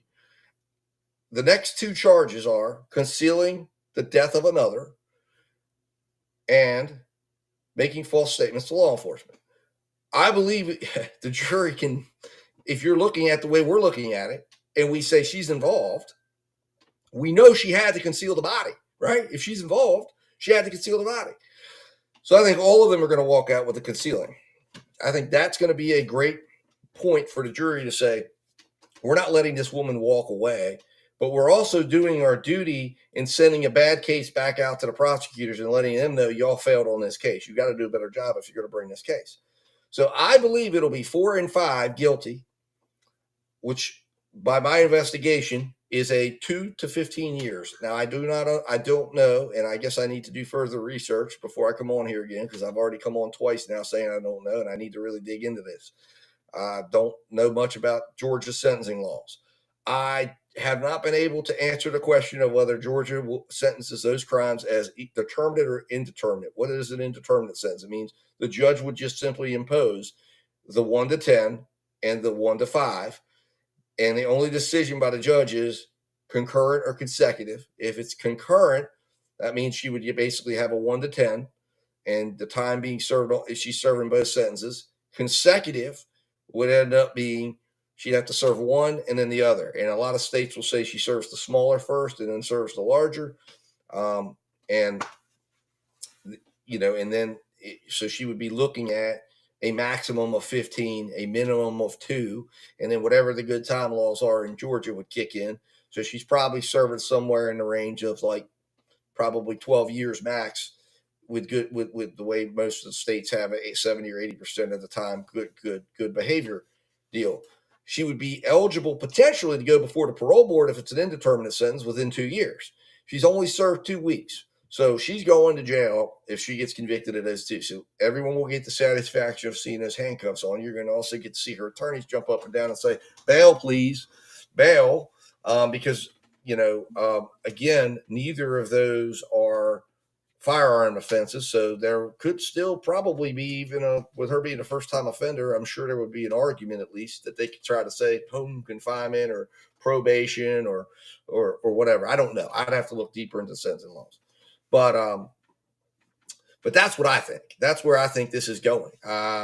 Judy Dunn says, but I still believe she planned it. She would have lost almost everything in a divorce. Well, yes, potentially, but no, potentially. I don't know that she would have lost everything in a divorce, Judy. Here's the reason why I question that. Because she was married to Gary for a very long time.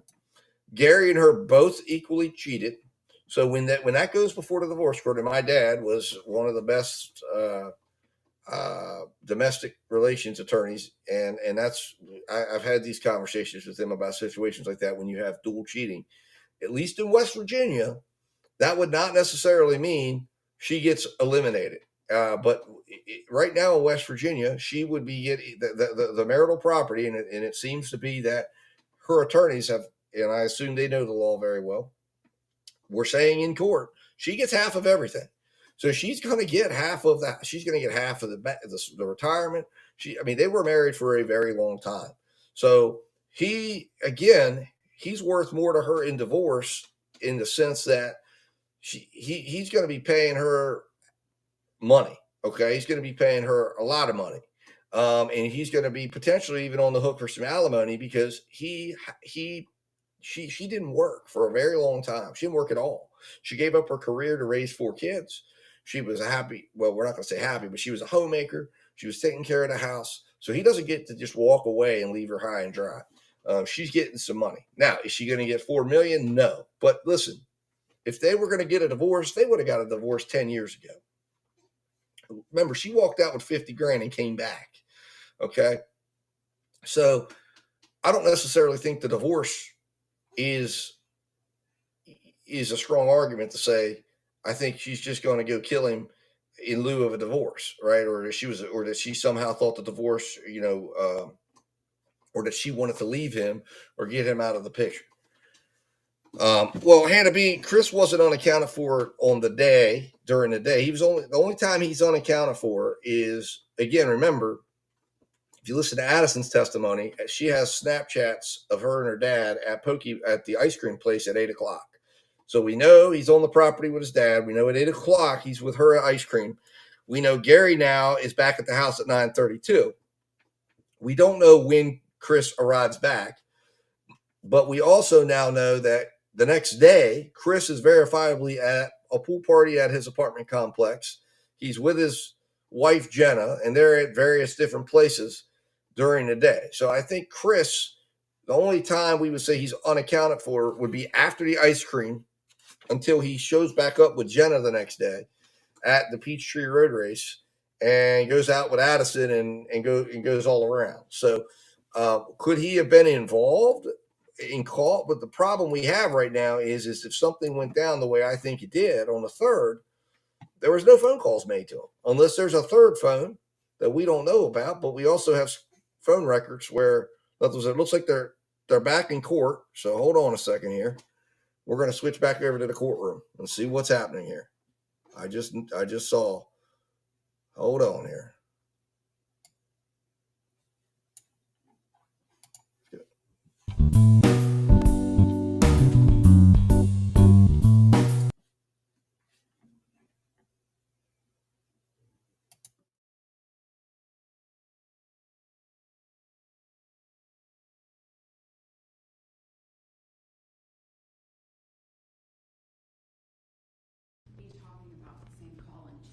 The first one and the third one is the same call. They should be the August same. 2nd, 2018. Third one.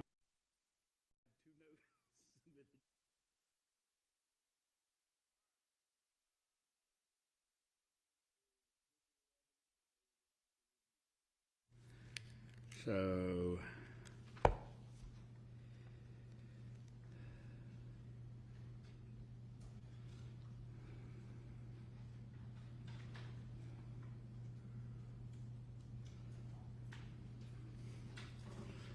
I'm not certain what this first word is. But I believe it's calls with Melody and Rusty. Rusty asking for corroboration of Melody's statement.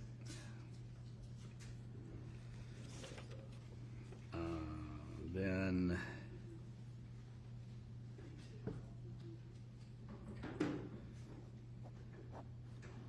second request is Rusty interview with Pope, original statement about comment on burn pile. And Pope's response, you know what this means.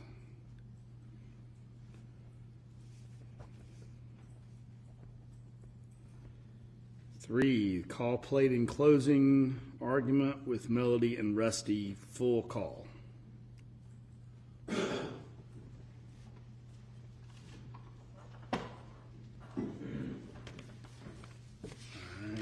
Then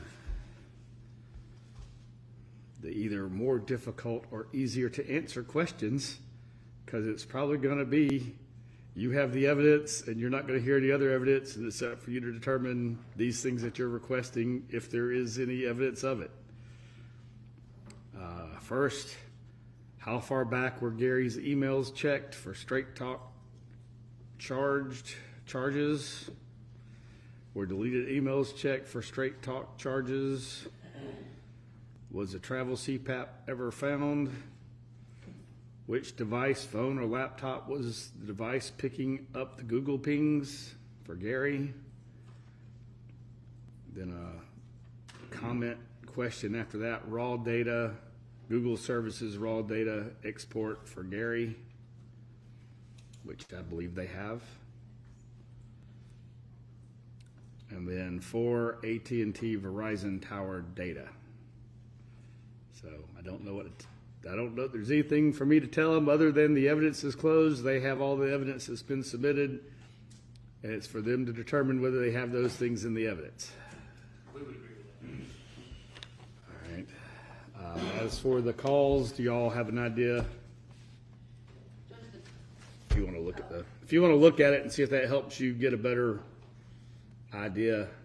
They might be talking about the same call in two of their The requests. first one and the third one is the same Are call. they should be the August same. 2nd, 2018. Third one would be the part that you allowed, which is only very, I played for, just the practice as a statement. I only played a really small portion of it. Come on, go ahead. Oh, in closing, Is that what can you figure out what that first word is? call, play, callio. Call you. Yeah, they're talking about the recording. application of the recording is called callio. Oh, okay. Yes. Yeah, I had no idea what that meant. Callio with Melody and Rusty, asking for corroboration of Melody's statement, and then call played in closing arguments, Melody and Rusty, full call. I guess they want to hear that full call. It'll be August the 2nd, I full only call. played one call, right? Yeah. So that's the same call. Good, Mom, yes, I got it. So maybe just play that whole We can play call. that call and then I'll ask them if that's what they wanted. Was there something else that they needed? That's fine. And then Rusty's interview, yeah. How long is that call? It's an hour. Oh, that's what I thought. All right. Yeah.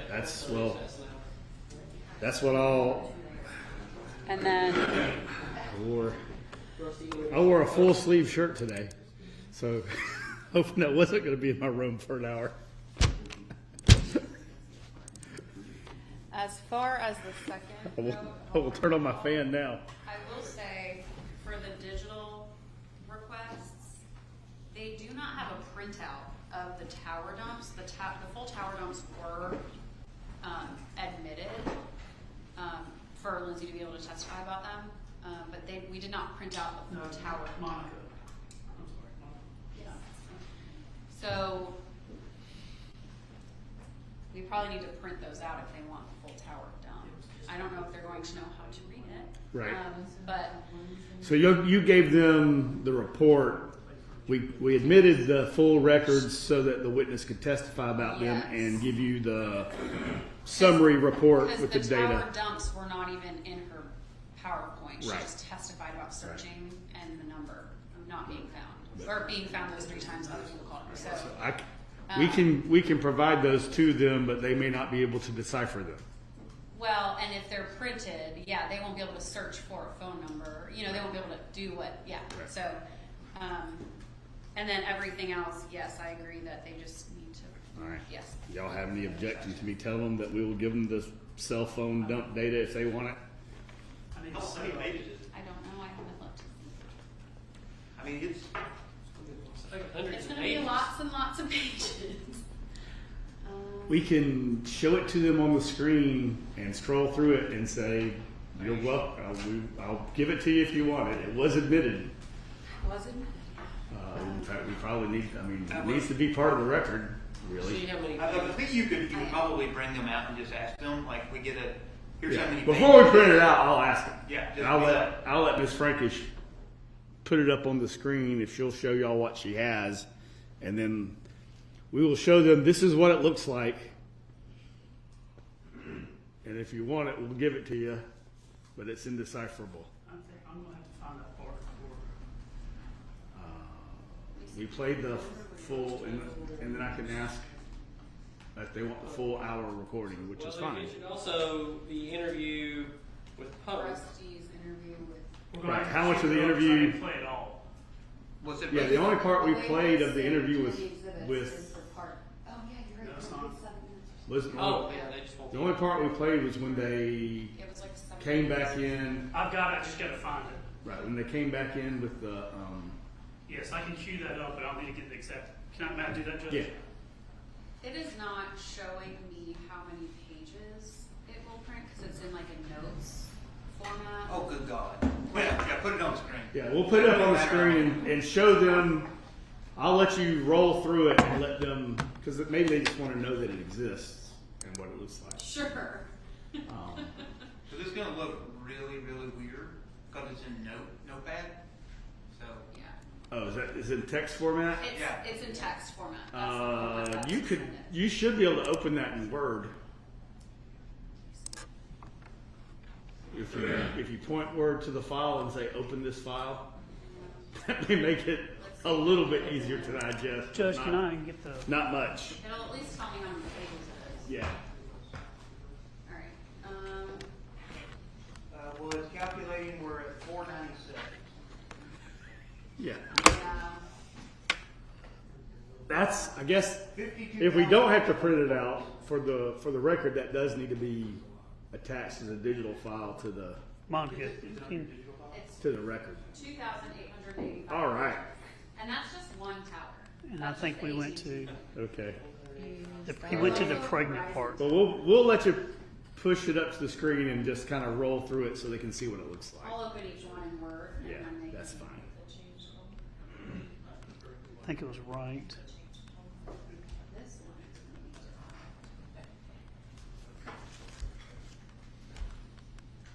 That's right. I think it was 141. So I guess maybe that's right then. I thought it was- No, but it's not. It didn't start at 1 to 2. It starts at. Did y'all take good notes of when we played them portions of where we started and where we stopped? I do, Judge. I can get there. I just got to make sure. We need to, Yes. next one of these we're going to have a separate, So, we're going to need a separate person just So the cataloging the evidence.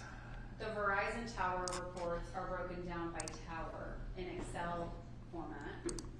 And that Judge, I need to do something to get the volume here. Or is that? Huh. Are you just plugged in on the hard drive? I'm just going off the Yeah. You gotta switch it right here. I think I put it Switch on the it camera. to- See if that Ah. pulls it out. Just get right there. What's one? The One is when you plug in a computer. got it. Thank you.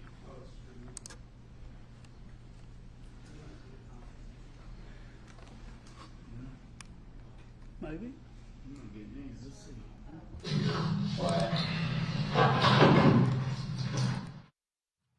you want me to talk to him about that, or if you had any questions for me? We've talked, and that 74-minute conversation. Now we're Something said that would be pertinent to this case. If we're here next week,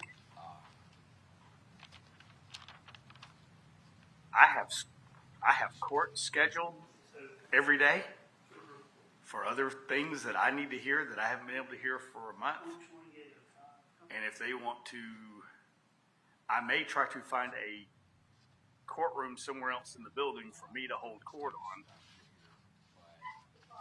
I know, but I know that's an issue because the building's full, but we'll try to figure that out. But if we do, and they want to view something or listen to something that's going to be an hour or so, I may ask if we can do that without me being present. Me come in, us set it up, play it, me go take care of other work, and then if there's some issue that comes up, I'll come back and put it on the records. But hopefully we won't have to deal with that for various issues, but if we do, it may be that we don't have another location to do it, and so I may be holding court in here and then have to kick them out for us to deal with the jury if they're still here. What kind of stuff you got next week? we have court every day. I have court every day. Oh, wait, I I have got a calendar. Yeah, I have evidence suggested. I'm calling all of y'all's cases in. What I do know is that's what was said, and that's what I heard. And you said something to the. We have When she said Gary's. We have one day of motion for new trial status conferences on Zoom, so I can do those in the office. I have a Zoom Okay, so I want to get department.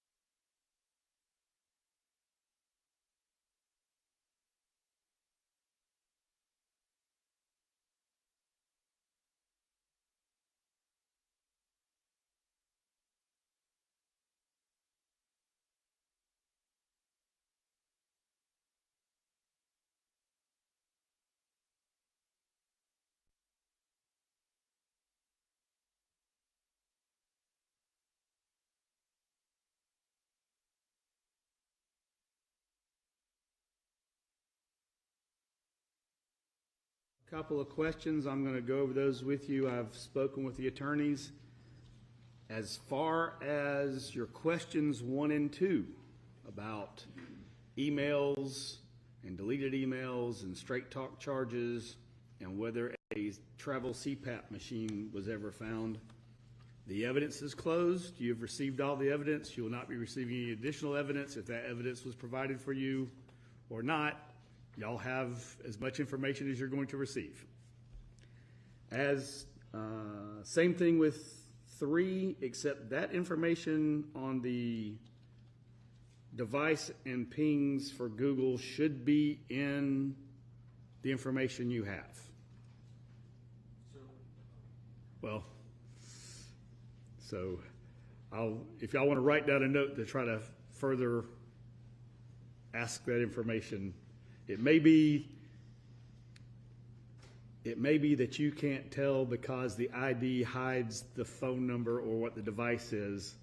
I believe we took up that information outside your presence, and it may not have been explained to you, but you have what you have. As far as your question about the ATT and Verizon tower data, there's a reason that has not been provided to you. It's somewhere around 2,400 pages of data. It was provided to the expert. It was admitted and tendered into evidence. It was not presented to you. I've asked Ms. Frankish to pull it up, and she's going to just kind of show you what it looks like on the screen. So for one of the, which one is this one, Ms. Frankish? AT&T. So that's what an AT&T tower dump looks like, which is why it was given to an expert, and the expert provided analysis and gave that analysis to you. But that's what the raw data looks like.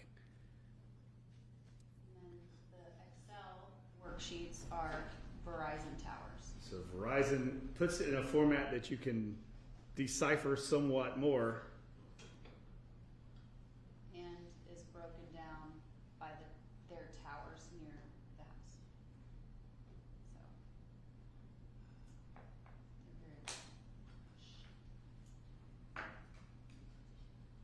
So would you like to peruse that anymore, or do you have any other questions about it? It does exist, is what, so it is on your evidence log, but you were not actually, I don't even know if you were actually shown the raw data, but it was provided to the expert testified about it. All right. You need a notepad? Yeah. Yeah, here, just give them you can't have one of mine because they have stuff. Just grab a blank.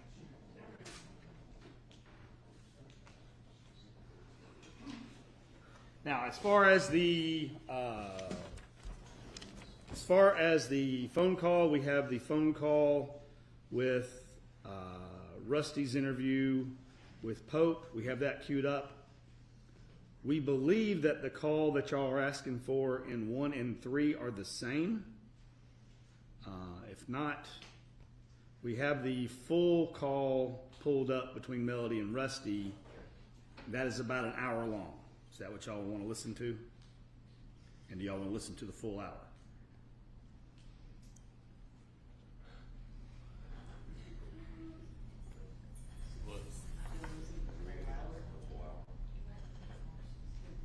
And do you want to listen to it now or later? That's fine too. You got to repeat it. Just right. Y'all can huddle up and talk and decide what you want. There was a jail call where he talked to her again. Right? Is that it?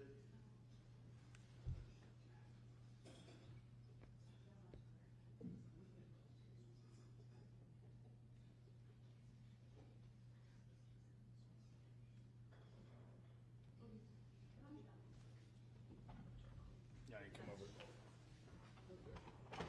Yeah, you come over here.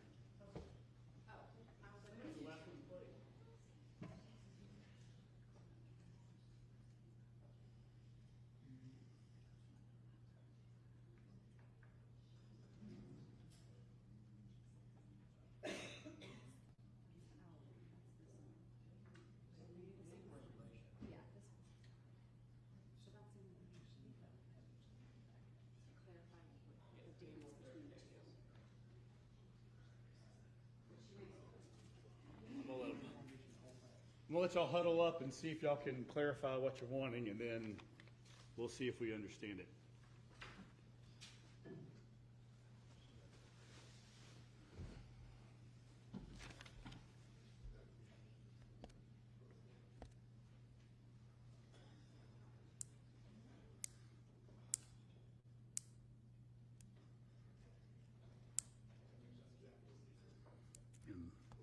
And next one of these, we're going to have a foreman and a secretary. The secretary is going to keep track of the information for the jury as far as evidence goes.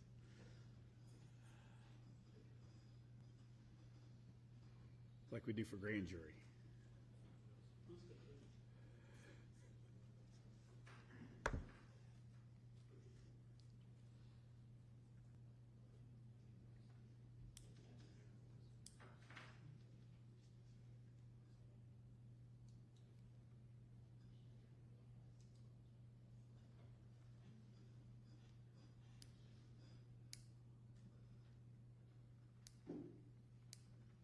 And we can also pull up the call that we think y'all are talking about, play a portion for it, and then y'all can confirm if that's what you want to hear. So there's a lot of information here.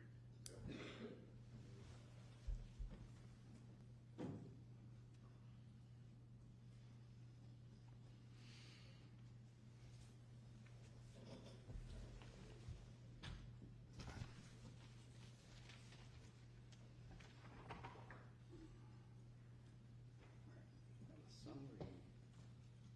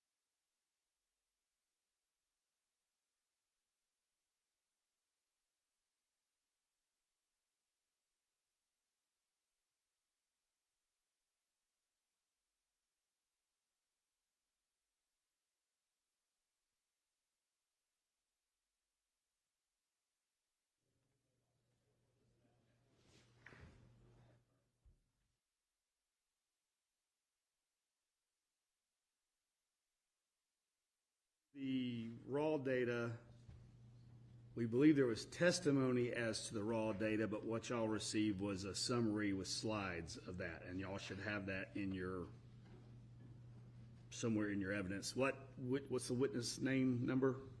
It's Harris 6. Okay, so we can do that.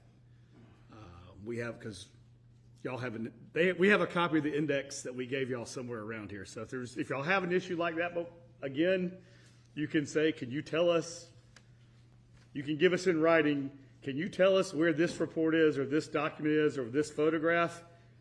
And that might be something we can get together, answer for you, and send back in writing to you what the exhibit number is. I know it's difficult. That's why we put the index together.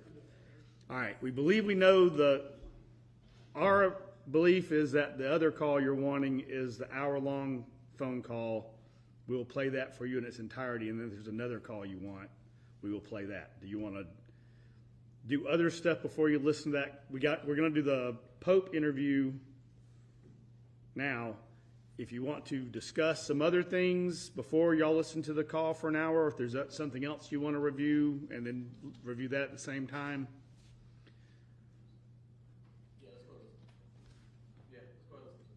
Go ahead and, okay. All right, so let's go ahead and play the interview, and then we'll play the call. All right? Yeah, we need to flip. Thank you. Now, for the record, this is Bart's number 1. I started at 1 hour and 28 minutes and 5 seconds, and going to end it at 1 hour, 41 minutes and about 3 seconds. Now, if there's a portion that you want, if there's something that you want replayed while we're doing it, just raise your hand and tell us. One thing I will say just in general is that although we have the ability to replay this evidence and these conversations, we don't have the ability to replay the other testimony. And there is a concern that you will then place more weight on certain things because you hear it more than once. But I will allow y'all to do that if you need it, if it helps you in going through the evidence. But I want to caution you that it's up to you to determine the comparative weight of the evidence and what you think is more or less important, and you should not place additional emphasis on something that you've heard more than once. All right? All right, Mr. Fogus, go ahead. He's a very loyal person. And it's taken us some time to get here, but in the interest of self-preservation, you know, you can either be in the witness box or you can be at the defense table.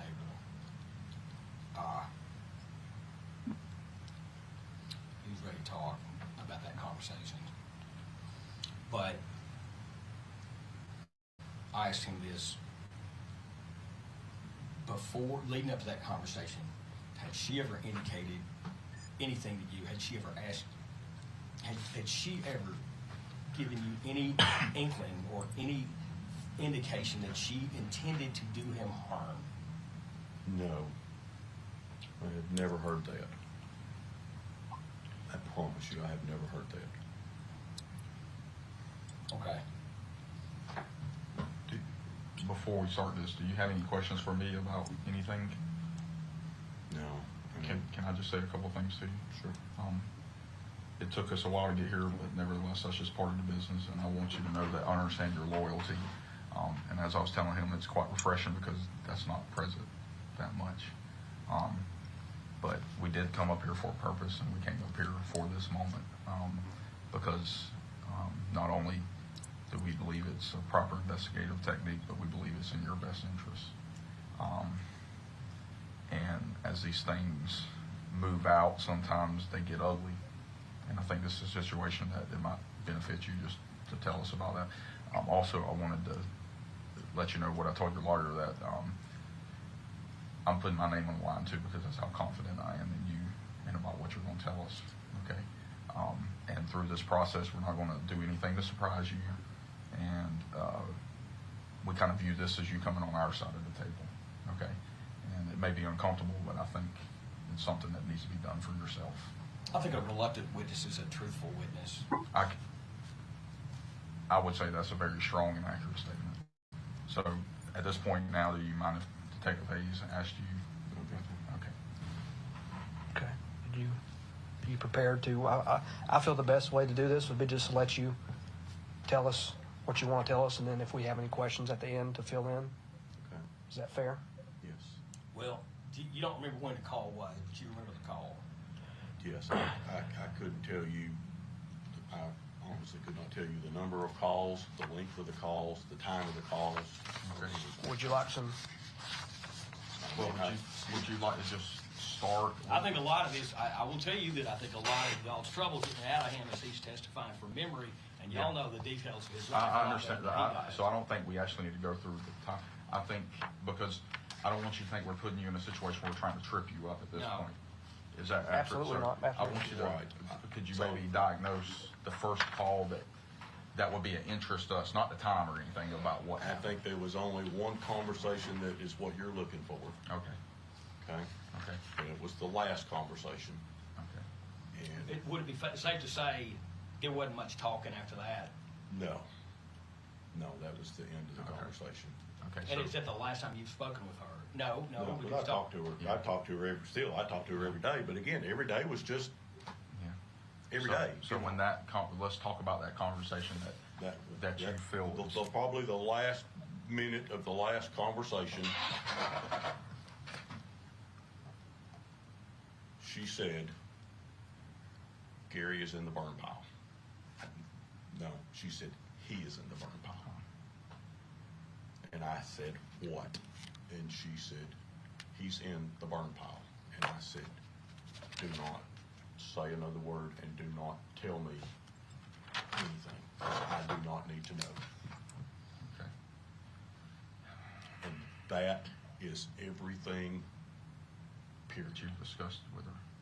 Period. She didn't say anything about Nothing before, nothing since. When I talked to her after that, it was just like it was portrayed to y'all. We're looking for Gary. And did she say? Okay, so there was we ain't gonna get into times, but there was a couple phone calls that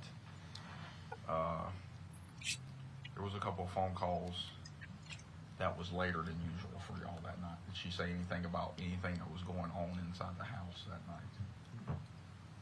Nothing between her. I mean, no. I mean, like I said, what we talked about, and I could not tell you any specific, other than the horses were out, and she did tell you that. Yeah, that she had been out after the horses, and now I know. You think that's why was that her excuse for calling you that late? Probably. She was up. She was awake. Yeah. I mean, I didn't think anything about any of it until she said that, and then that's when I said. So I want you to know, though, I don't want you to think I'm tripping you up. If there's anything else you know, this statement that you just gave us, in my opinion, is very damning for her. So there's no reason in holding back at this point. No, then that's what this last. If I'm going to give an ounce, I'm going to give a pound. That was all of it. That was all of it. That was everything that she said that had anything to do with whatever happened. But that's pretty. I mean, and I don't know what happened. Good. Yeah, I don't know when happened or what happened. And here's the thing: at the time that statement was made, you got to remember he wasn't even reported as missing. I agree with you. Right? Me and him's gonna step out and talk. Yeah, sure. 1 second, okay. You don't want I us to want you to know I appreciate. No, we're fine. I appreciate us getting to this point. Though I'm gonna step outside and talk to him real quick. I mean, that's your. Just for the sake of attorney and client, our recorders are still going. Okay, thanks. Yes, sir. There's a lot of people up here that wouldn't have reminded me of that.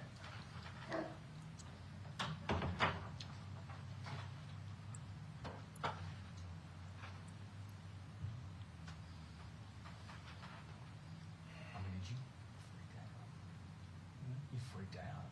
Yeah. It was like a surreal. Yeah. I've had things in this business that happened to me, and while they were happening, I thought this can't really be happening. Kind of like. Yeah. Yeah. Yeah, I just couldn't. I was like, what? We're not holding back at this point. No, that's it. That's enough. Well, that's it. That's all there is. I mean, did you feel like any of this was built in? Looking back on it, those conversations. No. No, I didn't see that coming at all. When the TBI showed up, I was just in shock because I was like,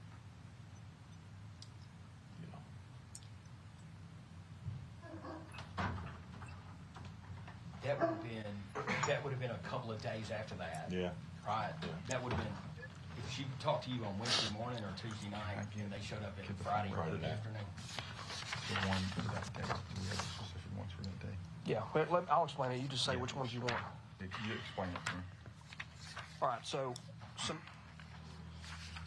we'll go into specifics. I know you don't remember. Maybe this will help refresh your memory. Okay. And I want you to know we're not trying to end the specific time because sometimes it gets muddied up in it. And out of curiosity, were you actually on Tylenol PM or anything like that?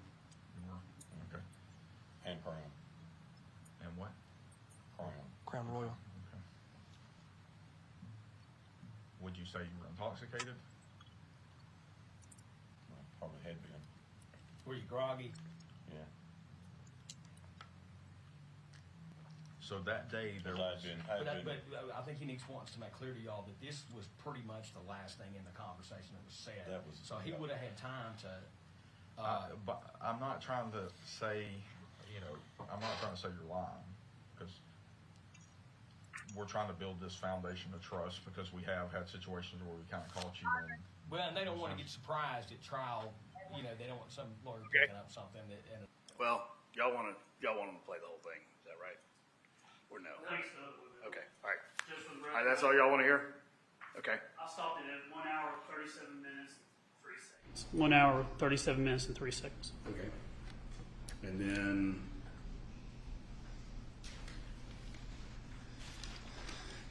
Our conversation over here about the other phone call, we believe this is what y'all want. So, you got it. Let's play the other one. Yeah.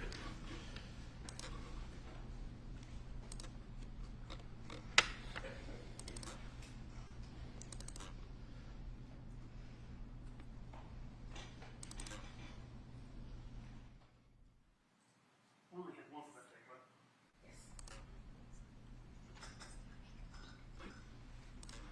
Yo.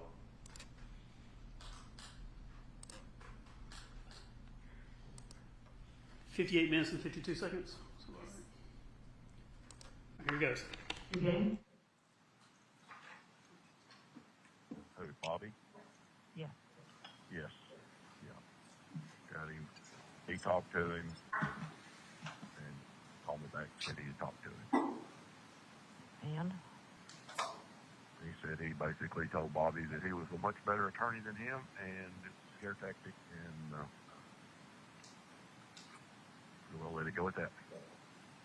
Well, he said, Melody, if they were going to arrest him, they would have done it then. They don't come up and tell somebody they're going to arrest you.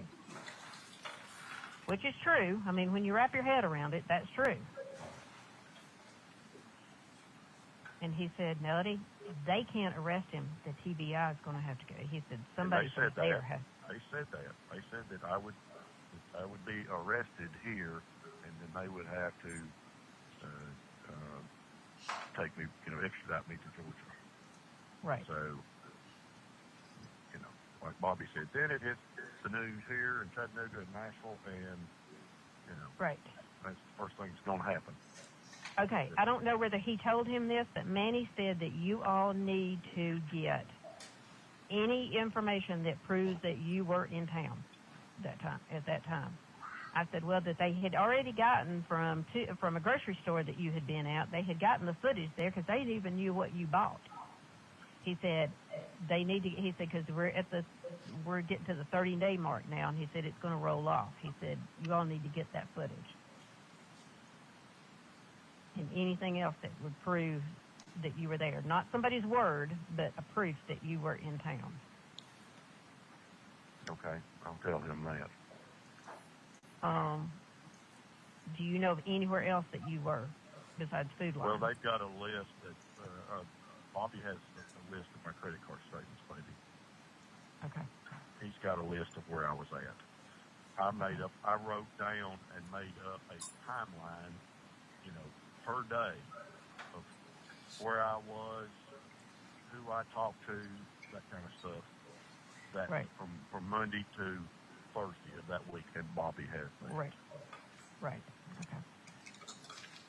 So I didn't know what all he told him, but I don't know. I don't know what he told him. I don't know, but I have been right. But I've been upfront. Fucking dying. I know you are. So am I. So am I. But he said, Melody, think about this. He said, I know both of you all are freaking out. He said, but Melody, we were in your house. Nothing was glowing. They don't have anything. He said, it's a scare tactic. He said, I've got the report. There's nothing there, Melody. I said, okay, I said, I haven't seen the report. I don't. That's all they were talking about was putting all on, on things, and that it had been, apparently been cleaned up, you know. Like, so I'm thinking, baby, did you get it cleaned up? Is it cleaned up? You know, and then there's like, okay, he's been shot. You know, where's the gun? Right.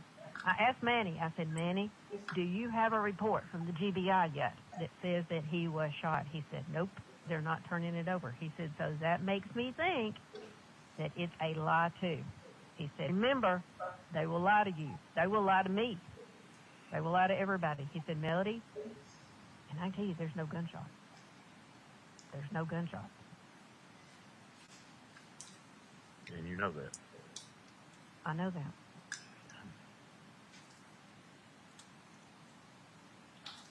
Manny said, Melody, they are lying to you. So, what pic did they show Bobby any pictures today? Yeah. Do you know what that it was of? It was the ones of the looked like just walls. I mean, all I could tell was walls. I couldn't say. You know, I mean, it was like a picture of a wall. You know, that had shit sprayed on it. I mean, I couldn't. And then there was a picture in like ashes of a bone that had a bullet in it. Right. And I told him, I said, he said, right.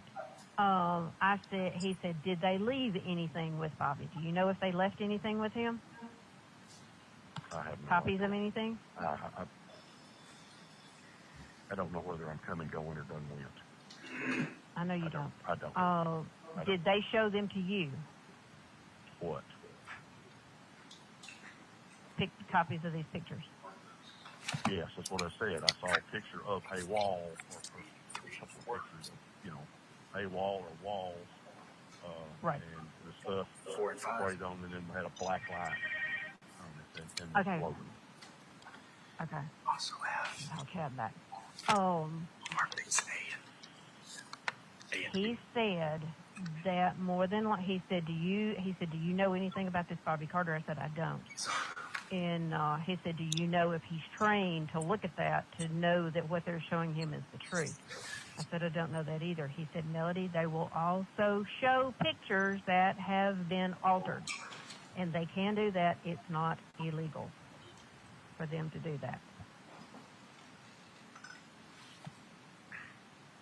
He said, but Melody, remember, I had my investigators in there. There's nothing in that house. I said, I know that. I do know that. He said, I've got the report. Melody, there's nothing in there. I said, I understand that. He said, okay, then. Of course, he was like, I said, look, I don't do this. This is not my forte. That's why I'm calling you. Which is exactly what I told them. It's like, y'all, I don't know what the hell this is all about. I've never been in this position before. You're asking me questions about shit I don't know. Right.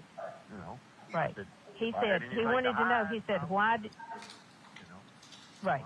He said, why did he get an attorney? I said, why did he get an attorney? I said, well, his wife was a court reporter, and he had lots of friends who were attorneys in town, and I said, he did not talk to them without a lawyer.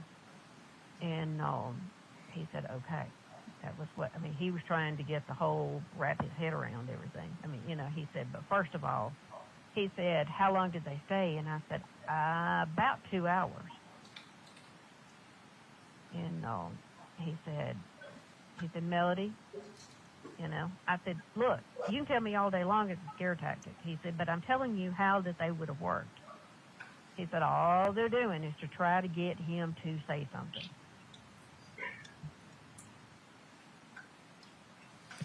Where are you at now? I'm sitting in the Planet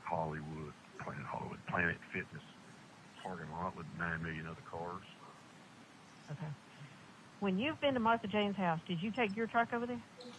Yeah. See, she told me that she told me this morning, she said, well, I might not should tell you this, that Rusty hasn't been coming in his car. He's going and borrowing somebody else's car to come to my house. Now, see, that's not true at all. I have driven my truck over there every time. Well, I knew you had yours over there the other time. Yeah. I pull right up front of the garage, just like always. thought, well, surely you would have told me that What if you difference hadn't would been that taking make? your vehicle. I don't know, because she said you thought that you had been tailed over there, that you had a GPS on your truck, so that was why you weren't bringing your vehicle over there. No, that's not true at all. Okay. No. You know when I've been there, and Well, I do. yeah, so there was nothing good about me going and checking on Martha. Well, were they in the same vehicle that they were in the other day? They all look alike. Yeah, I mean it's one of them dark gray, blacked Right. out, you know. Right. Dark Well, somewhere. the other day when they came, last Tuesday when they came, did they go all the way back to Chattanooga and then turn around and come back to Tullahoma? I don't know. See, Martha Jane told me, she said, well, they got all the way back to Chattanooga, that you had told her that they went all the way back to Chattanooga, thought of another question, and then turned around and came back and asked you that other question. I don't remember whether that's right or not. I really don't. That could have been. I don't remember. I didn't think that there was enough time that had elapsed for them to drive all the way to Chattanooga and back. Yeah, me neither.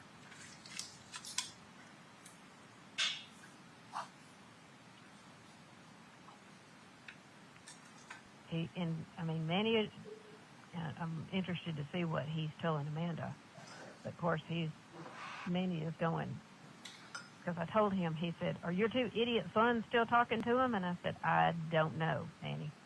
He said, you know that they've got Scott's phone bugged? And I said, I do.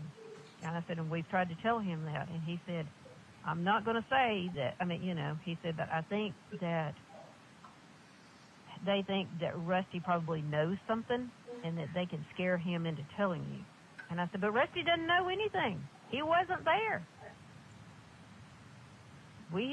There's nothing to tell. No, they verified that. I mean, they verified that I wasn't there. The only thing they beat up on me on is those 3 phone calls. Right. Right.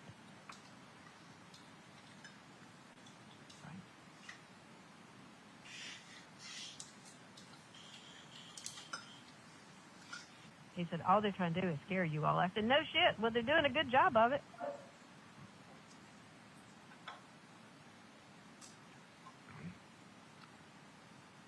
The whole thing was, did you tell her anything? Did she tell you anything? That basically is it in a nutshell. That, that night, those 3 It's phone what calls. that they just repeatedly ask you today. Yep. Well, he asked me, he said, what were the questions that they asked him? And I said, oh, no, I don't know. I said that was basically our conversation was, hey, they had come and they had, and he said, did they leave a copy of that with Bobby?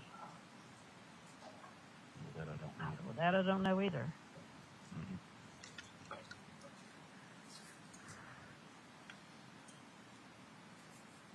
So that was what he said. They're trying to scare him. So I don't know what all he told Bobby, about, you not talking to him anymore or anything like that. He said, because the thing of it is he said, how long has he talked to him at each time? I said, oh gosh, I don't know. He said, they've got somebody who's talking to him and he's the only one that's talking. That's why they're coming back and talking to him. He said, because not any of us are talking to him. Well, like I told him, I don't have nothing to hide. Right. I wasn't there. I didn't have nothing to do with it. I don't know what happened. I talked to her that night. Yes, she called me 3 times. I talked to her that night. We just talked. It was just normal shit. How did she have all that going on, doing all that, and all y'all are talking about is the horses and that kind of shit. I'm fucking scared. Because there was to death nothing now. going on. Yeah. Because there was nothing going on. I didn't tell her nothing. She didn't tell me nothing. Yeah, because there was nothing going on. My fucking eyeballs are running that plumb out on the stem, baby. I know it. I know.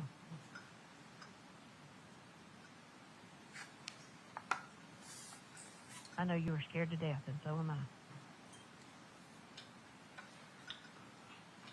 Like I told Bobby. But Bobby, I didn't do anything, so why?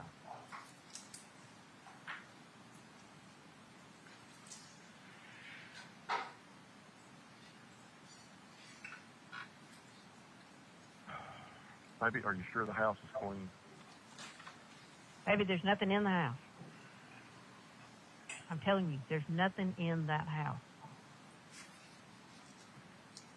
Manny took his investigator through that. We went through that entire house. There's nothing in that house.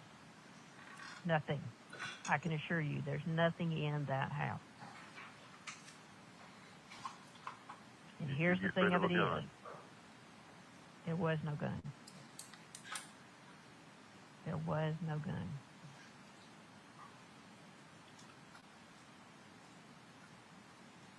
What makes you so sure that the cops didn't find anything?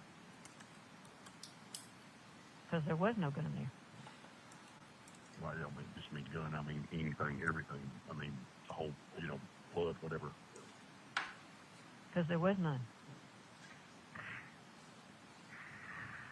The two pictures that he says that they have, which they had them marked on the wall. I mean, you could see where that they sprayed everything. Technically, there was 3 pictures. There was one right inside my front door, because they had tape up, and you could see where that they had sprayed the wall. And it was like little sticky notes with like little numbers on it. And the marks are still there on the wall. I mean, they're very blatant. You could tell it's where somebody, like a dog, has come through and shook. I mean, they're tiny. I mean, we're talking the size of a lead in a pencil. Unless, you don't see them on the wall, and if it hadn't been for the tape on the wall, the pinpointed, off. And you could see the stuff that they sprayed on the wall, to eliminate, quote, blood. Manny's guy came in. There's nothing there. They sprayed right up inside the basement door that comes up into my dining room. They sprayed that table. They sprayed the floor. They sprayed the door. They sprayed that. There's a piece that comes out. It's like a built-in cabinet and stuff there. They sprayed all that. They sprayed the floor. There was nothing on there. Nothing. Then they sprayed downstairs in the basement. There's a wall that separates, that kind of goes down there, that where you go around and go down the hall to the bedroom and the bathroom and all that kind of stuff. And then there's it's like where the stairwell goes down. They sprayed that entire wall. They sprayed the bar top, and they sprayed the floor all down there. There's nothing on it. Nothing eliminated. So that's what they're talking about. That's the 3 places that they're talking about. And there was nothing on it, because we were in there on Sunday. There was nothing there.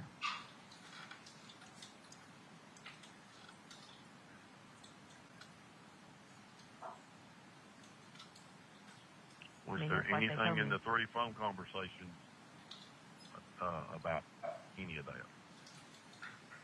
You and I, that night that they're talking about, that July the 3rd, that we talked 3 times, which to them was so out of the ordinary. No. What did we talk about? We talked about fucking. Which is our normal conversation. Which is our normal conversation. And The I'm ready to grandkids get back and to it. And Ella and Addie were coming, and, I was going to Lake Lanier the next day, and, you were going up to the lake with Andrea.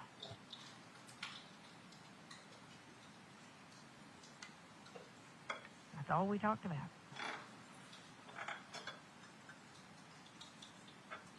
And that's what I said. That's all we talked about.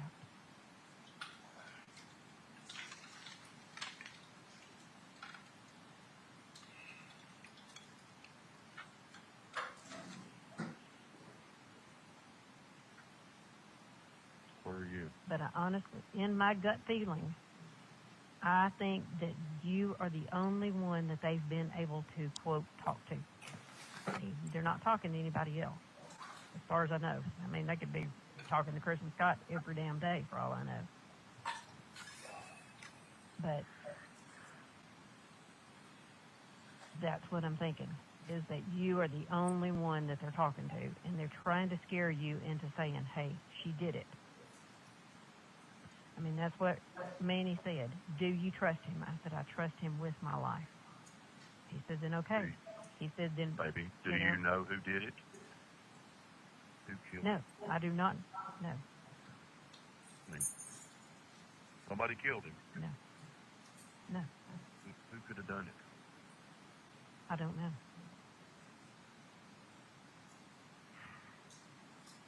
I mean, Chad said today, he said, Melody, Amanda and I on our way to go get pizza and coming home from getting pizza last night. He said, you know, we did it as outside person looking in, you know. He said, I'm not going to sit here and tell you that Scott did it. He said that there's too many peculiarities when it comes to Scott. There's too many.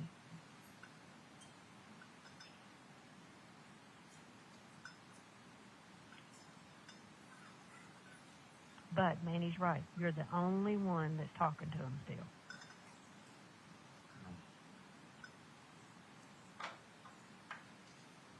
So I don't know whether he told Bobby not for you all not to talk to them anymore.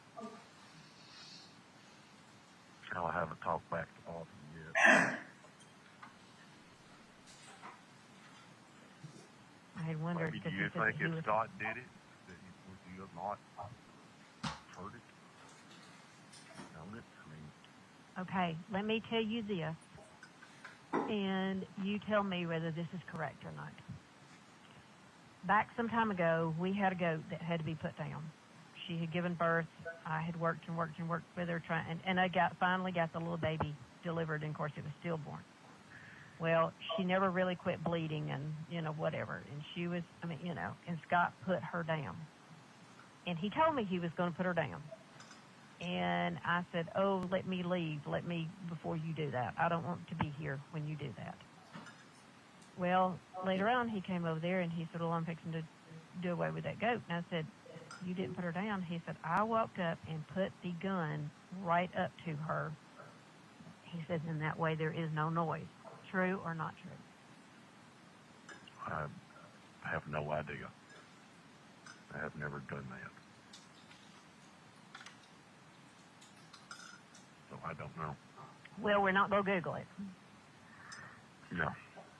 No, I have never done that. So that's what makes me wonder. Of course, now, on the flip side to that, there was enough fireworks and stuff going off that night into, well after midnight. And probably they were still going off at 1 o'clock in the morning. People shooting fireworks and stuff. Now, if I'm upstairs in, like, my, you know, the upstairs bathroom, you know, and stuff, you can't hear anything up there. Well, do you know where you were when you talked to me? Upstairs. I was in bed. I know where I was at. Right. No, because I had taken the sheets off of Ella and Addie's, the big bed up there, because when Emily and Amanda and them, when Emily and Chris and Olivia had been there, I had slept upstairs, me and the dogs had. So, and I had just made that bed back. And I had gone up there and had stripped off the sheets and had put clean sheets. I was putting clean sheets and stuff on the bed up there. Of course, I was nasty from being outside, you know, all day working and stuff. I had, you know, took a bath up there. I mean, you know, I vacuumed upstairs. All that kind of stuff.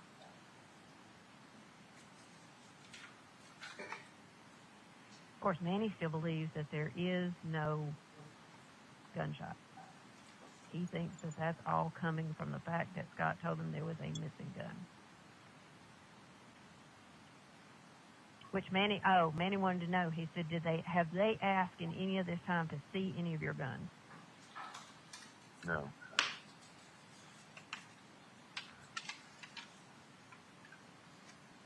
They just asked if I knew that all of my guns were in place, and I said, yes, they are. And they are. I checked every one of them. Right. He said if they had thought that there was a gunshot, he said they would be taking his guns and at least looking at them.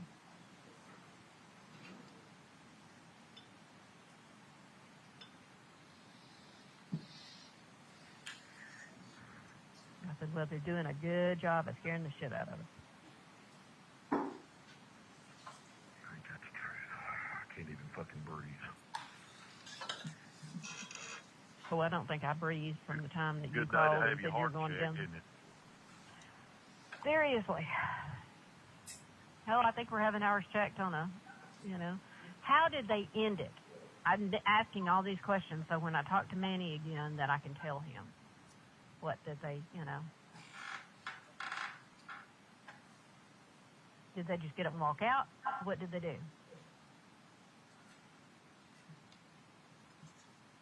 They said they would see me soon.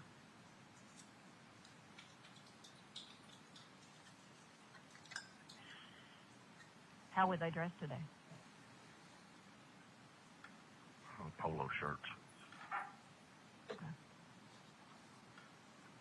Were they the Cherokee County ones? Yeah, it's the same two guys. Okay. Well, I didn't know whether they would have on just,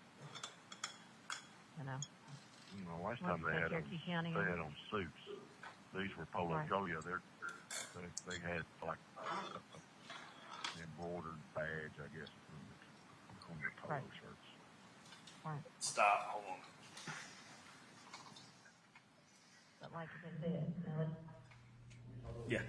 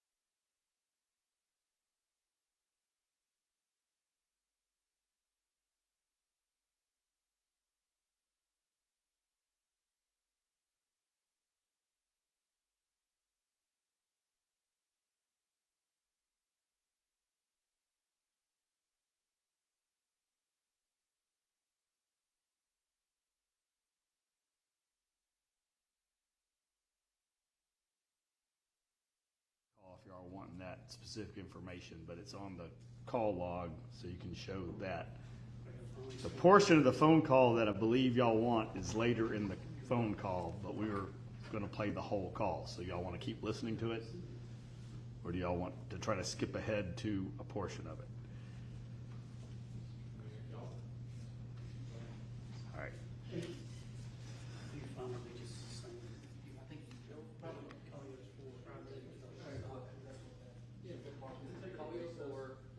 Y'all want to? Oh, that's fine. Y'all can step out, and then when y'all are all ready to come back in, that's fine. Y'all want us to try to find that portion of the call? Okay. All right. They're interested in that specific portion that you played in your closing.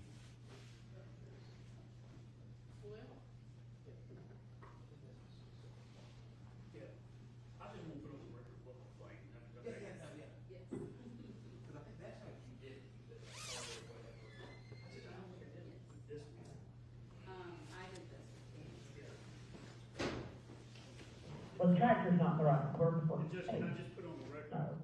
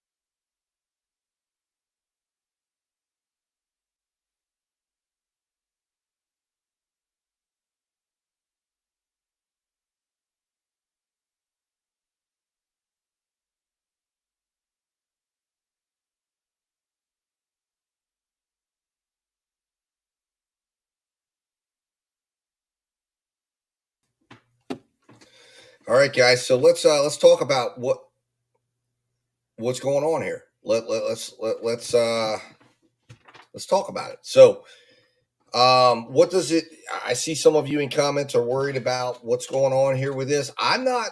I don't necessarily think this really tells us much of anything, because I think if you look at others, almost everyone goes back to the Rusty conversation. So what that tells me is the jury is trying to figure out Rusty's credibility and whether or not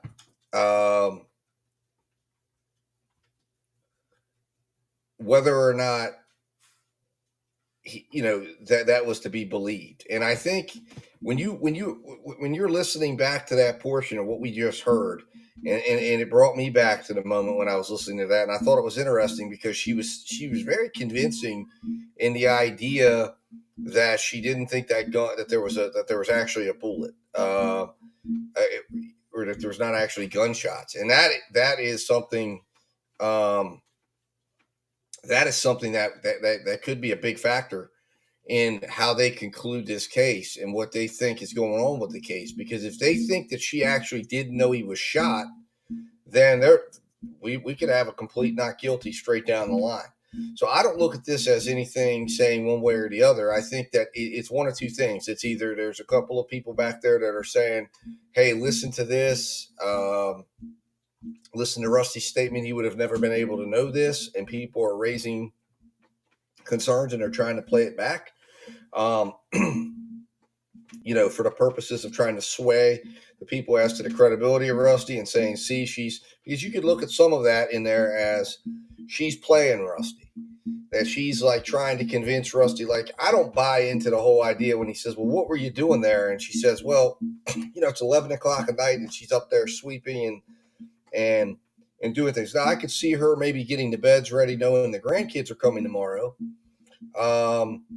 But it's a bit concerning when you hear that she might says, well, I was all dirty and nasty and I was trying to do that. Now, what I hear is I hear some elements of truth coming through here, because you have to remember too, these calls very well could have been staged, because you have to remember Rusty told her that he was recording. So they knew they were talking to the police. Now, at the same time, I think she was also trying to find out, is Rusty trying to set her up?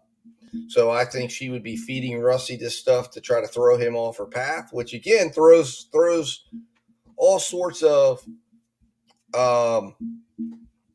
I don't know. It just, there's all more elements of I don't know, because you've got Rusty there trying to ask her about what was discussed. You'd think that he would have been able to say, don't you remember saying this to me?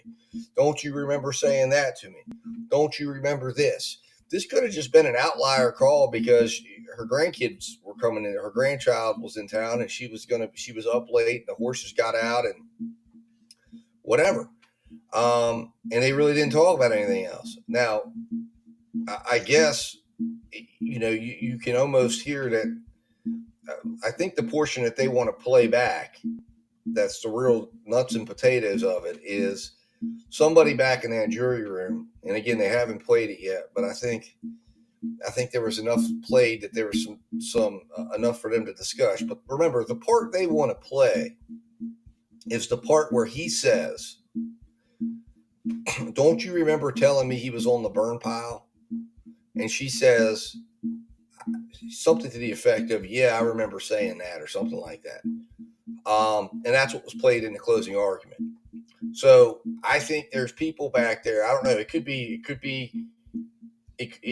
being played because there's 10 people back there that say they think it's all BS, and there's 2 people back there saying I'm not moving off of it. You got to hear that part. That's what makes me think that she said it. And that's what they're basing the credibility of the statement on. So they want to replay that section to determine whether or not the whole Rusty statement is BS. So I don't think you can say this is good or bad. This is where I think that is a big major sticking point.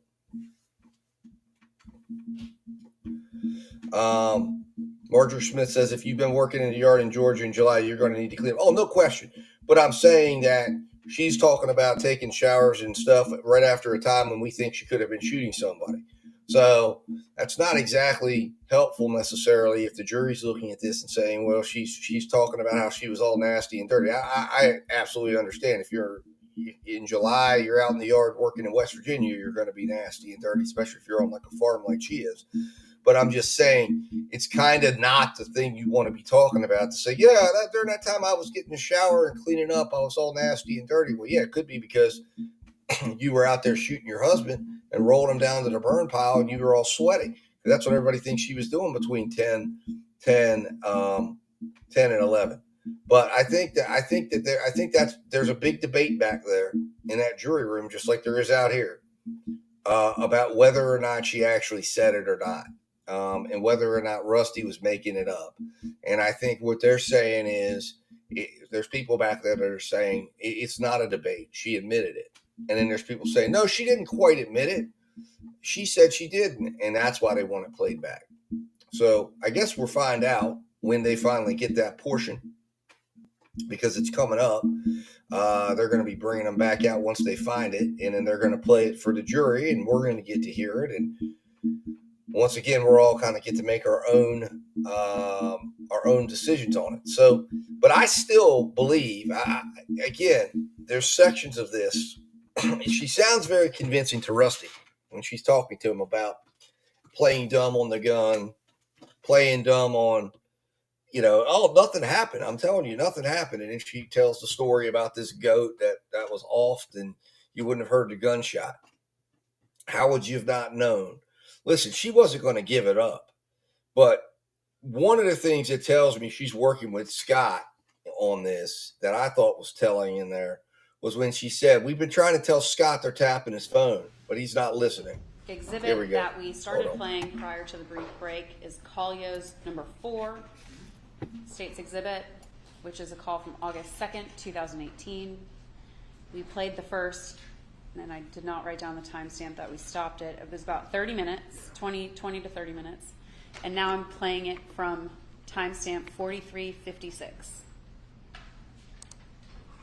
Okay. At the request of the jury. We need to be on the same page. Okay.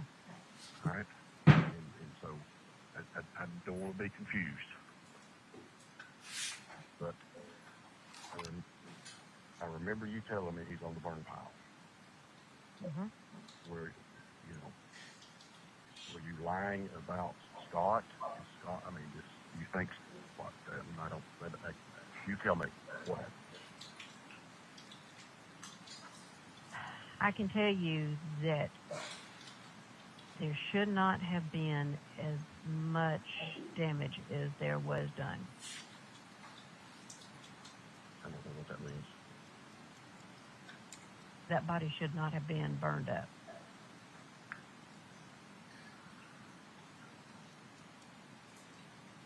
So, who burned it up? I think Scott did. Okay. I think Scott did.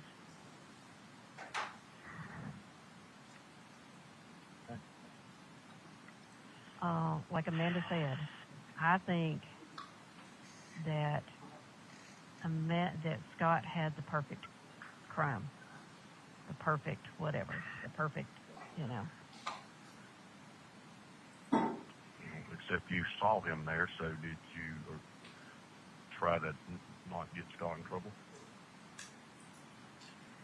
No. No, I'm not covering for Scott. No, and I told them everything that I have just told you, that, because that's what they started in. You're covering for Scott. I said, look, I don't know anything, I saw Scott come in that night. He said, do you know if he had been there, I don't know, because I said, I don't even know what time it was that Scott came in. I said, because you've got my phone. So I don't know what time it is that I talked to Scott. He said, well, do you know what Scott did from the time he came home until, I said, because he called me about 6:30 the next day and said he was at the house and for me to open up the front door. And I said, I walked out front, and I said, I opened up the front door, and I said, then I went to my truck that was in the garage, got my debit card, and handed it to him. All right.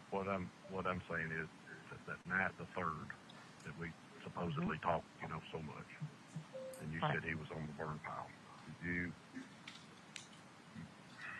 Were you just trying to cover for Scott, or what? No. Okay.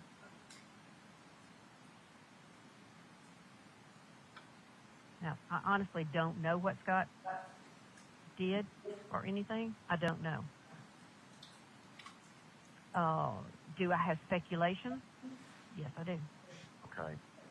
So, did you tell me that night, the 3rd, that he was on the burn pile? I don't remember.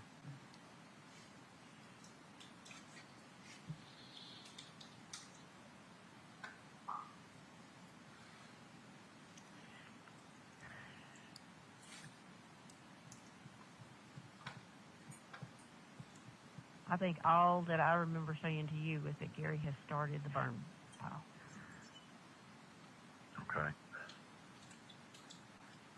See, I don't remember. I was trying to put it all together, and that was what I was coming up with, but I don't remember what was said about Gary because I had had some drinks, and I had some Advil PM, and, like I said, we talked normal stuff, and I listened, and right. It was kind of in and out. Did you ever tell them that you had drinks and Yeah. Advil PM? Okay. Okay.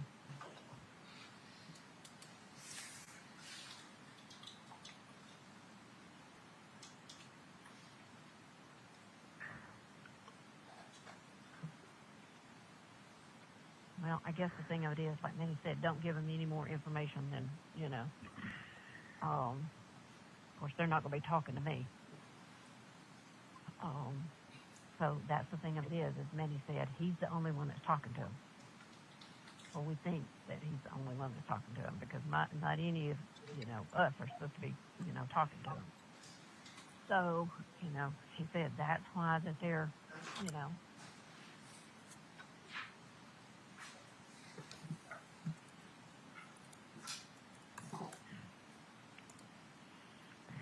Are you still sitting at Planet Fitness? I am. Have you driven back through town to, well, I would think if they'd shown back up that Bobby would have called you. Were they sitting in his office when you got there? Yes. All right, go ahead and stop. All right, anything else? Just get 2 minutes. Just Okay. to make sure we're good. All right. That's fine. Y'all step out and don't need something else. We'll stay right here.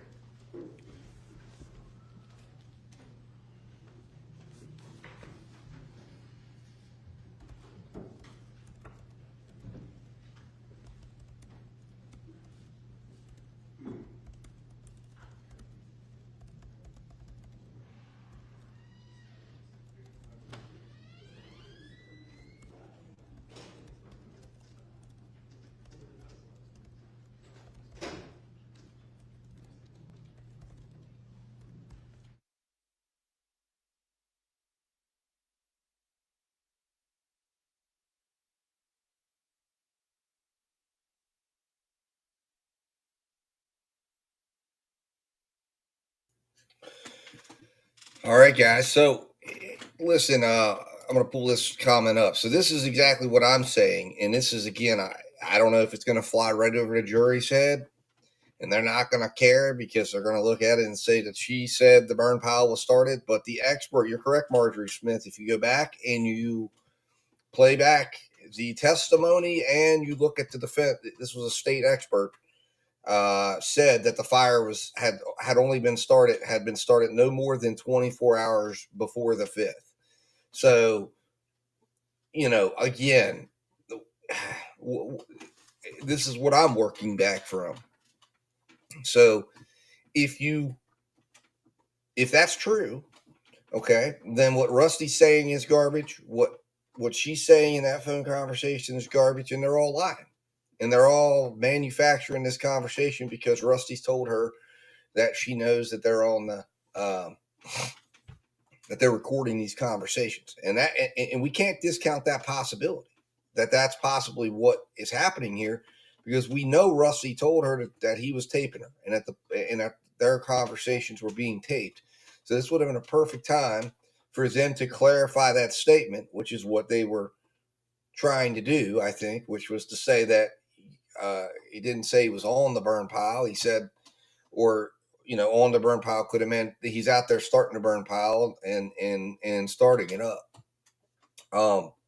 Not that he's on the burn pile in the terms that he's been burned up on the burn pile at that point, which doesn't make any sense that she would say that, even if that was the case.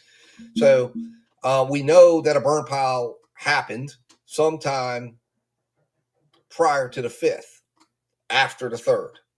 What we don't know is when. Now, here's the thing. We know Gary had to have been killed on the 3rd or sometime into the, you know, late into the evening of the 3rd, early morning of the 4th.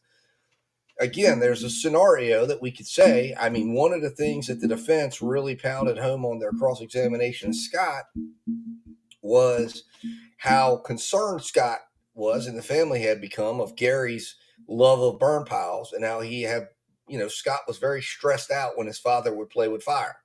So what does that tell you? That tells you that that could be a potential friction point between him and his father, that if Scott comes home to put the horses back, He talks to his mom. Mom says, I already got him back in, Scott. Scott's pissed off now because he's been dragged from the lake. And if Gary truly was starting a burn pile at that point, that could have been the place where this conversation, where this argument happens, and Gary ends up shot.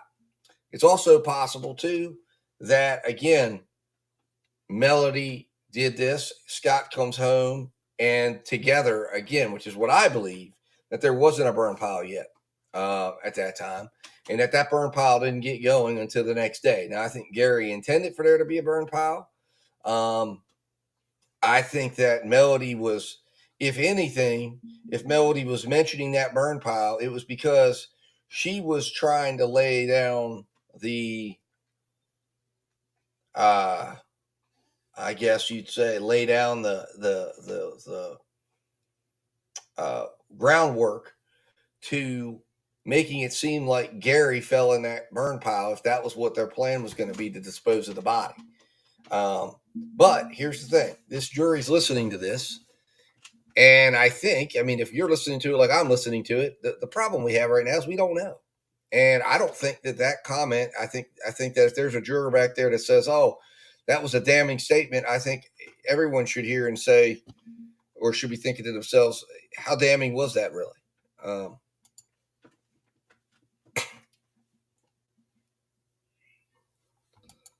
So there it is. Marjorie says, starting the burn pile means building it, not lighting it. Okay, there we go. Well, there it is. Scott says, Marjorie says, Scott was already pissed off because of the custom clubs he wanted, and Gary cut his money because he paid for Chris's family vacation. That's what I think too.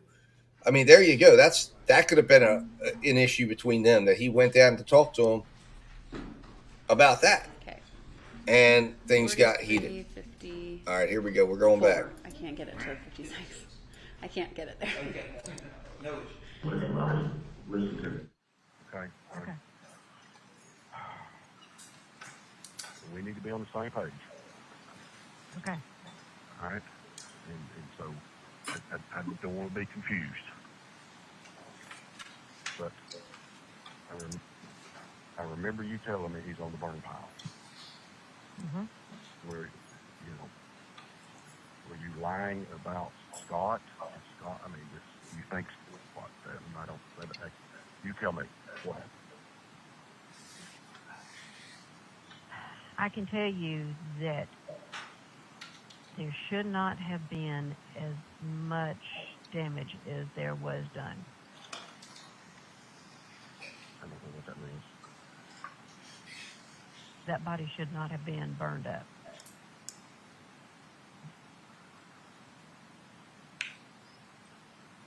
So, who burned it up? I think Scott did. Okay. I think Scott did.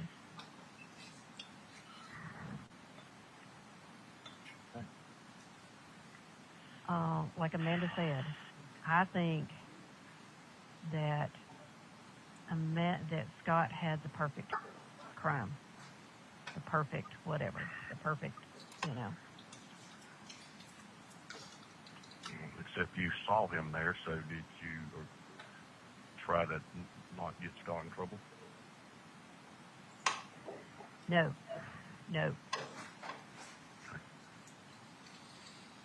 I'm not covering for Scott.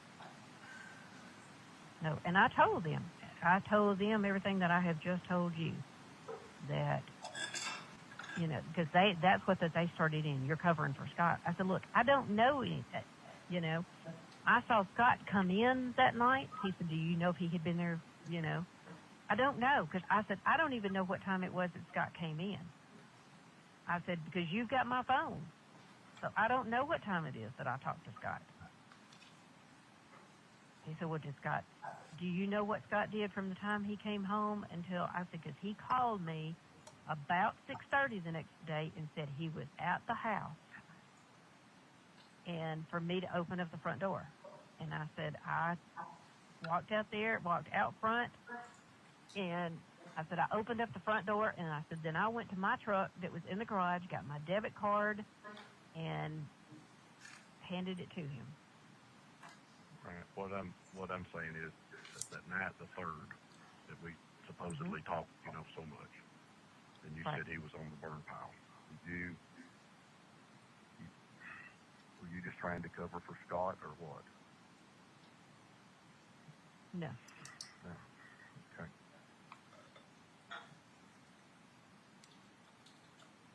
Now, I honestly don't know what Scott did or anything. I don't know. Do I have speculation? Yes, I do. Okay.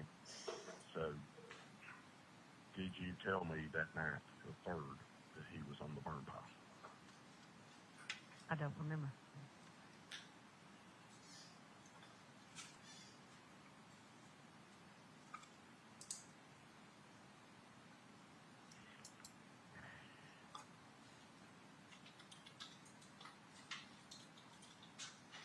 I think all that I remember saying to you is that Gary has started the burn pile. Okay. See, and I don't remember. I was trying to put it all together, and that was what I was coming up with, but I don't remember what was said about Gary because I had had some drinks, and I had some Advil PM, and, like I said, we talked normal stuff, and I listened, and right. it was kind of in and out. Did you ever tell them that you had drinks and Advil PM? Okay. Okay.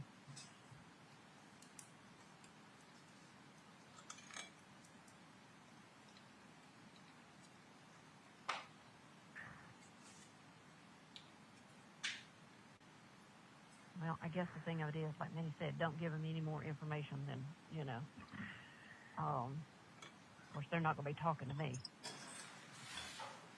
All right. Anything else? All right. I want to, before y'all break, I want to remind y'all that I told the lawyers, are y'all wanting to cut off at 4 too? All right, perfect. So, all right. Y'all can be excused back to the jury room.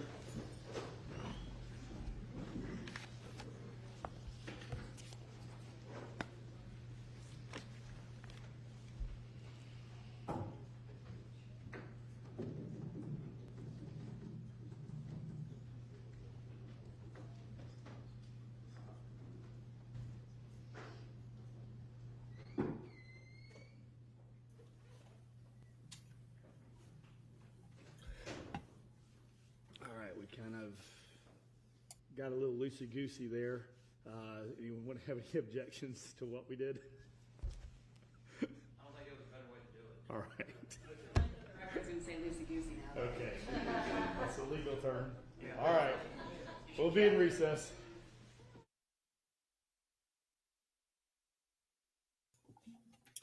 All right. So listen, if we're going to have a verdict today, it's obviously going to happen in the next 32 minutes. And it's very possible if there were some jurors back there, the fact that they played that back 3 times, it's very possible we could be close to a verdict. We would be at about the 10-hour mark of deliberations. This would be, if they're close, I could see them coming back with a verdict within the next 20 minutes. But it would only be because that call settled something. Because, again, there's probably a multitude of theories going on back there, I would imagine, that they could be going. But this could also make them believe that she and Scott were in on it, that she's covering for him. I mean, there's the implication there in that, where she's saying Scott burned him up on the burn pile, and they're hearing it as she's admitting that she did it. Scott did the burning, she did the killing, and that's kind of how they're going to take that statement. It could also be, as I think, when you hear that, because I think one of the parts that they're probably really focused on, or at least that got replayed, was when he says, "Did you tell me that on the 3rd?" And then she goes back and says, "Well, I can tell you that he wasn't supposed to be as burned up." And some people, the prosecution tried to hold that out to be like, that's knowledge. It sounds to me like she was regurgitating something she heard from either law enforcement or a lawyer about um, in regards to that point. But that's something that was played in closing. It's something that the state is asking them to consider. And really, we're at the point, you're correct, Marjorie, that is all they have. Everything else is, I think, when they're sitting back in that jury room, they realize the physical evidence, it was not the best investigation. Everybody's got that feeling. This case started because of Rusty's statement. It's going to end on that. That's just how it is. Now, let's go back here. Someone said, who was it? Cheryl Reed, we'll go back to your comment. Scott murdered his dad over golf clubs. Don't be ridiculous. Listen, it's just Melody we could say murdered Gary if you believe she's the one that did it over Christopher Radko ornaments and over wanting to maintain her lifestyle. So it's the same difference. What you're failing to connect, Cheryl, is that both Melody and Scott were in the same financial position with Gary. So everything you can say about Melody, you can say about Scott in terms of how Gary treated Scott, in terms of the fact that Scott was financially dependent on Gary, that he had no independence from Gary, that Gary controlled him. And as you can see from some of his text messages, he didn't necessarily speak to Scott well.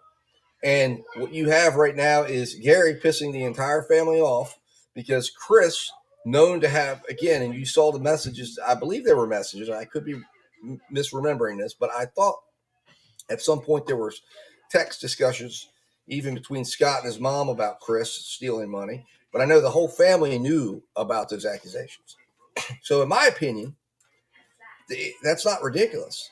That could very well be what happens here, where they come down, Gary's at the burn pile, Scott comes home, he's a little bit upset because he's like, this is getting ridiculous. I'm called back for these horses. Mom ends up getting them in. This stuff's got to stop. Gary and him get into an argument, and he addresses his father and says, yeah, well, what about these golf clubs? I'm trying to get them. And Gary says, listen, son, no, it's not happening. And then Scott, he says, well, I understand but you're going to the beach with Scott. And they get into it. And one thing leads to another. And if he's down near the burn pile, boom, he's shot. Gary would be on the burn pile then. Doesn't mean the burn pile was started. It means he's down by the burn pile, on the burn pile, where everything is burned up. Hold on one moment.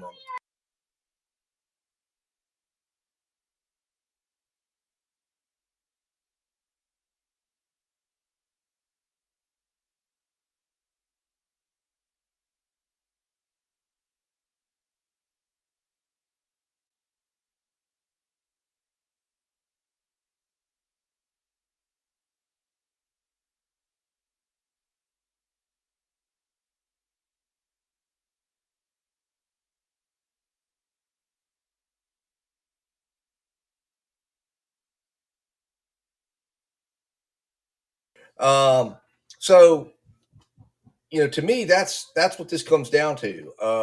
With both sides, understanding both sides, something had to have happened that evening.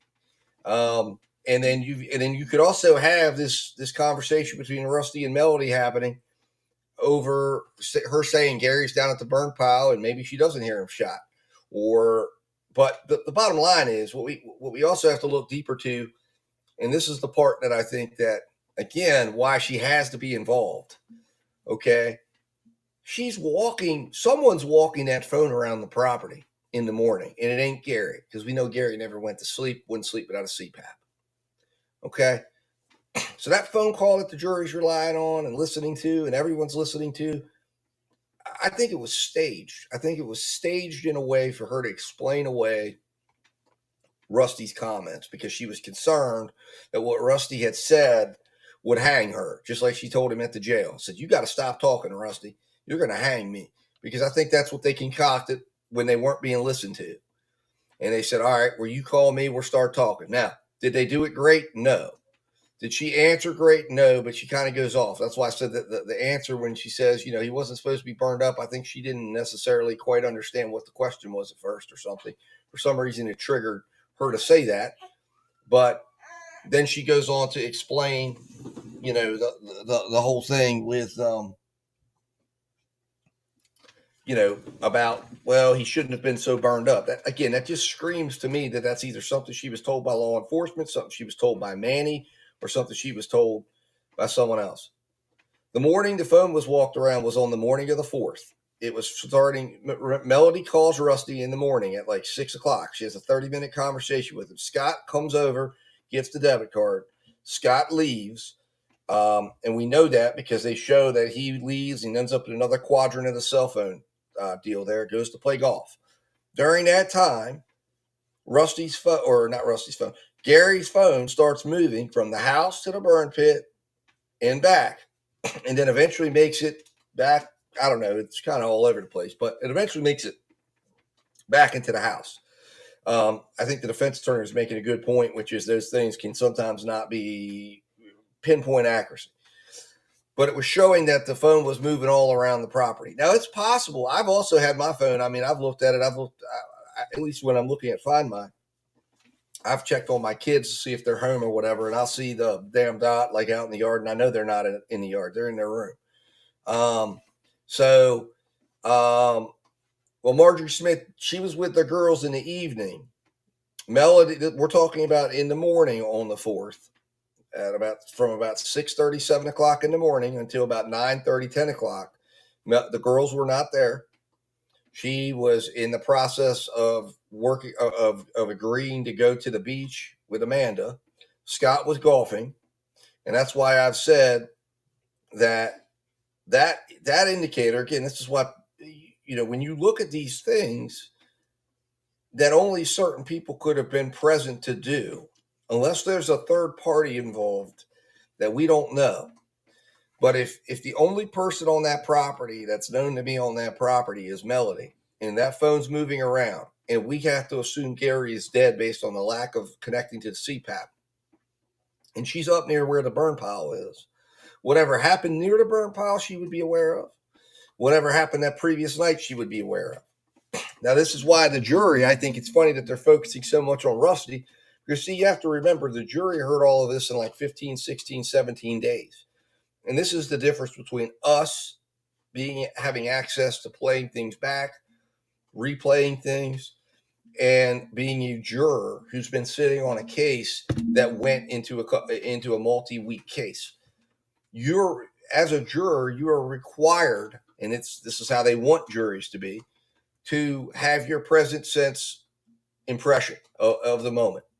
And that's what you're supposed to rely on, nothing else. No external stuff, no hearsay, no other things, no playing it back multiple times. That's why the judge was admonishing and saying, we don't want you to put weight on the playback. We don't want you to trust the playback of this tape more than your impression of that witness when they were in the courtroom. So the way that jury is thinking right now is they're trying to figure out what to focus on. And clearly a lot of this stuff that we've been able to see, we've been able to play this thing back. Some of this stuff I missed about the first time I watched it. Second time I watched it. A lot of you, there's things that we're talking about and I've seen that I didn't see that. I missed that the first time. This jury only sees it one time. And then they get to request things to play back. So right now, I think where this jury's at is to them, the case, I think in their mind, they're looking at it and saying, okay, well, how do we simplify this decision? It's, do we believe Rusty's statement or not? If we believe Rusty's statement, she's guilty. If not, she's not guilty. For some reason, the cell phone stuff didn't land, or at least it hasn't been requested to be played back. I thought that would be something that would be telling, but they haven't. And that's why, and that's what I think is a side effect of this long trial, and the fact that they have had a one-time opportunity to see the testimony, the evidence. They haven't seen the sidebars. They didn't get to see the cell phone analyst testify twice. Remember, the other thing that they have that we don't, they got to walk around that property. They have a sense of the property. They have a sense of what she would or wouldn't have heard. So they really do have a perspective that we can't appreciate because they've been there. It's viewing it totally differently than how we have. where we've been able to just replay things, redo things, talk about it, deliberate. I mean, all of us start deliberating on these cases the first day we watch them. It's happening in the comments. It's happening when I'm sitting here talking about it. And that's one of the reasons why they say when a juror's watching, they say, don't talk about it with anyone. Don't discuss it. Don't think about it. Just keep an open mind. Keep an open mind. And then you should only start to think about things and talk about things once you've seen the whole picture. And that's something that really is powerful in terms of how you view something. If you follow those instructions, it's good. You're going to have a different perspective completely than all of us who began deliberating this case the first day, who began making an opinion about the case the first day. And and one of the reasons why they say don't make a conclusion about the case is because you do what these investigators have done. You develop confirmation bias, and we all have it. We've all done it. And that's where I'm seeing a lot of it. That's why so many people get offended when we have differences, because they're sitting here going, wow, you view this. I know this. It was this, because you stopped analyzing the case after you heard Rusty. You stopped analyzing the case after you heard this. You concluded she was guilty, and you can't hear anything else. It's why when I'm watching these cases, I am trying to keep as open mind as I can. And that's why you're seeing evolution of my theories. You're seeing evolution of how I'm thinking as I'm talking about it, if I'm giving commentary on it. Sometimes I don't give commentary to the end of the case. A lot of times I'll do that because I don't want to sit and begin the process of drawing a conclusion too soon. Because if you do, you start to instead of trying to understand the case, you start to look for things to confirm what you've already concluded, and you miss stuff. And this jury, if they've done it right, they're deliberating now. They're listening to things. And it seems that one of the things that they're really believing has a lot of significance, which is whether or not Rusty is telling the truth, whether or not Rusty was making a mistake. And I think that if they take that out and these jurors conclude that statement is no longer credible, it's done. Well, they did request the cell reports, but I was thinking they might request a read back of the testimony. But I think that might have been maybe, and I might be mistaken. I couldn't understand what the judge was saying because he was talking about something about that they couldn't have certain testimony. So perhaps they were looking for that. Maybe the judge wouldn't let them do it because I know that the judge explained at the beginning of the case, which is kind of a little bit unique, that the court reporter doesn't produce a transcript during this, that I guess there is ability to watch some testimonies back. They could do like a review. So perhaps that was addressed when they were talking about it. But I did hear him saying that, and we don't know what records they were doing. But I think that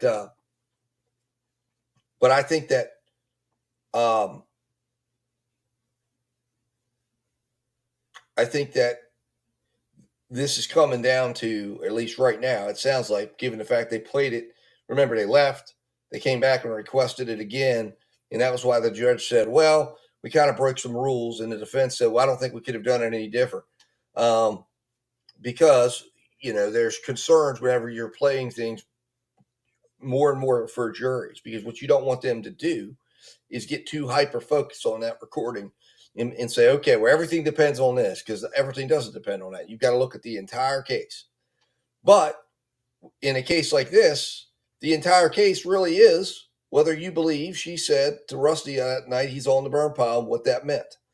Did that mean he's starting a burn pile and maybe it means nothing? Or did that mean that she'd already killed him and put his body on the burn pile?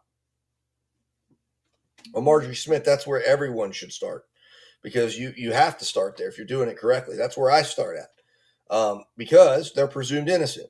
But it's very difficult. It's very hard to do that, though, sometimes, because a lot of people start at guilty. The natural inclination when you see someone accused, that's why they don't like to put people out there in handcuffs. That's why it's so important, is you have to view them as innocent. So you have to view them, and that's what makes our criminal justice system unique, is that the requirement of the jury to view that person as innocent and having to prove nothing, and that the burden is over there on the state. And that's why, again, every tie break, everything we don't know, that's why I've been saying from the beginning, there's our personal beliefs that we think she was involved. There's the theory I laid out and said, this is how I think it could have went down. And then there's what actually was presented in the courtroom, and applying the presumption of innocence. Was she guilty? And Hannah B says Boone should have gotten first degree premeditated.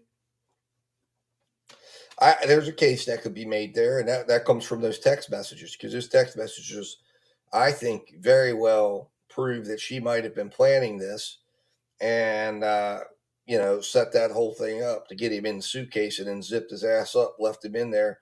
I mean, what a heinous case. But rest assured, she's not ever going to get out of prison, so don't worry about that. She, first degree or not, she's going to get the same sentence. Although I think first degree in Florida would have gotten her the death penalty. But regardless, I think spending the rest of your life in the Florida penitentiary system or correctional system is probably worse than death. It's a slow death with no air conditioning, no heat. It's almost torturous conditions down there. So, there's she'll certainly be suffering more than George ever did, because she'll have 30 years of suffering in the Florida penitentiary system.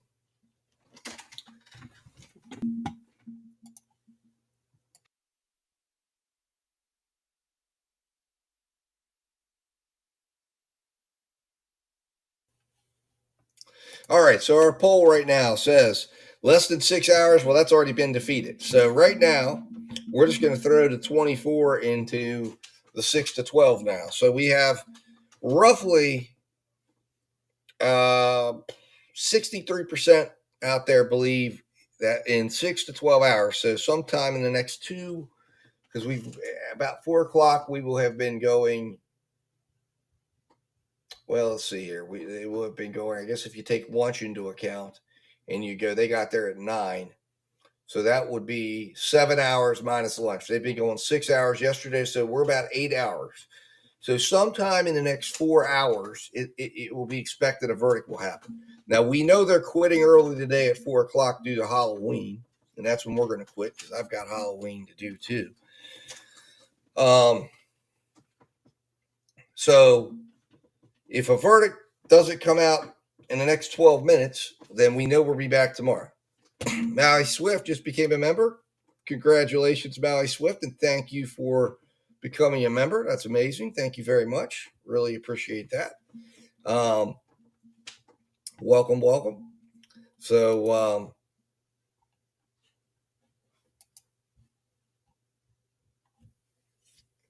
I found those videos to be heartbreaking. Oh, yeah. Well, listen, I knew she was getting convicted, and I was not shocked at how quick it happened the moment the state played those 2 hours. And that was a miscalculation of the defense in a sense, because I think that was where the defense had the way putting on the abuse excuse defense, and then understanding that all of that got to come in.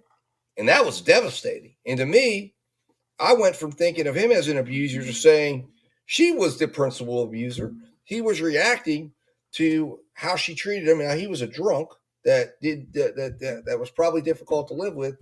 And then you listen to the fact that her ex-husband said she was abusive verbally and whatnot.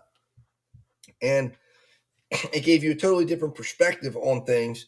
And then you get to see that if this woman would stand up there and speak to him the way she did, you just saw it as if it was just a culmination of events. And then you take into the fact that she's telling his daughter, I'm going to get rid of him and life will be better.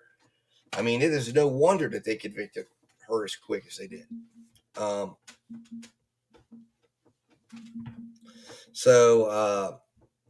Listen, I agree with you, Maria. I absolutely agree.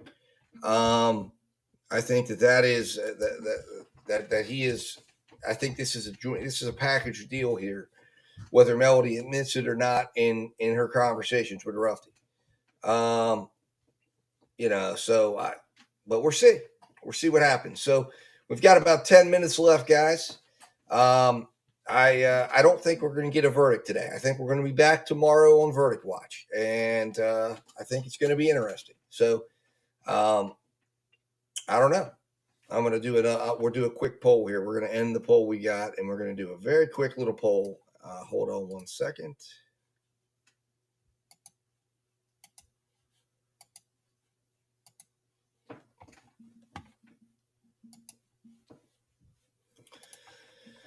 And with it being Halloween night tonight, my wife loves Halloween. My son, my 5-year-old, loves Halloween. I won't be doing anything with this case or the channel. So I'm happy a verdict's not coming today, because I knew I was going to be turning this camera off probably about 4:30. So it's perfect that they're ending at 4. And focus completely on taking Spider-Man out to go get his Halloween candy. And then we got our little pumpkin over here too as well. I believe he's dressing up like a pumpkin. That's our newborn. So we'll be taking him out and getting some candy. Let's see here, Sidney Braddock. I think anything that happened to Boone was in self-defense. He had to preserve his life. I wish he had left her. Oh, absolutely. Absolutely. And Maui Swiss says she's on the fence. And I will, Marjorie, I will, because I'll tell you, I'm actually getting a chance to do it all over again, because I had my 2 oldest sons are 18 going on 19 and 15. So I was much younger when I had them, and all of this was in a blur when I was young, trying to, go through all these days. Now I'm kind of getting another crack at it, and I'm enjoying it much more, and savoring it, because it does go fast. All of a sudden, they're taller than you and heading off to college. So let's see here. So Sophie Newman says, I'm still thinking it'll be a hung jury. Very well could be. It very well could be, because like I said, it sounds like there is some division back there in that jury room, and that there is some debate. And listen, I don't think those recordings settle anything for wherever anyone's at. If there's somebody back there that really thinks she's innocent, they can use that tape and make their case. If there's somebody back there that really thinks she's guilty and doesn't want to give it up, that case, that they could use that tape and make that case. Oh,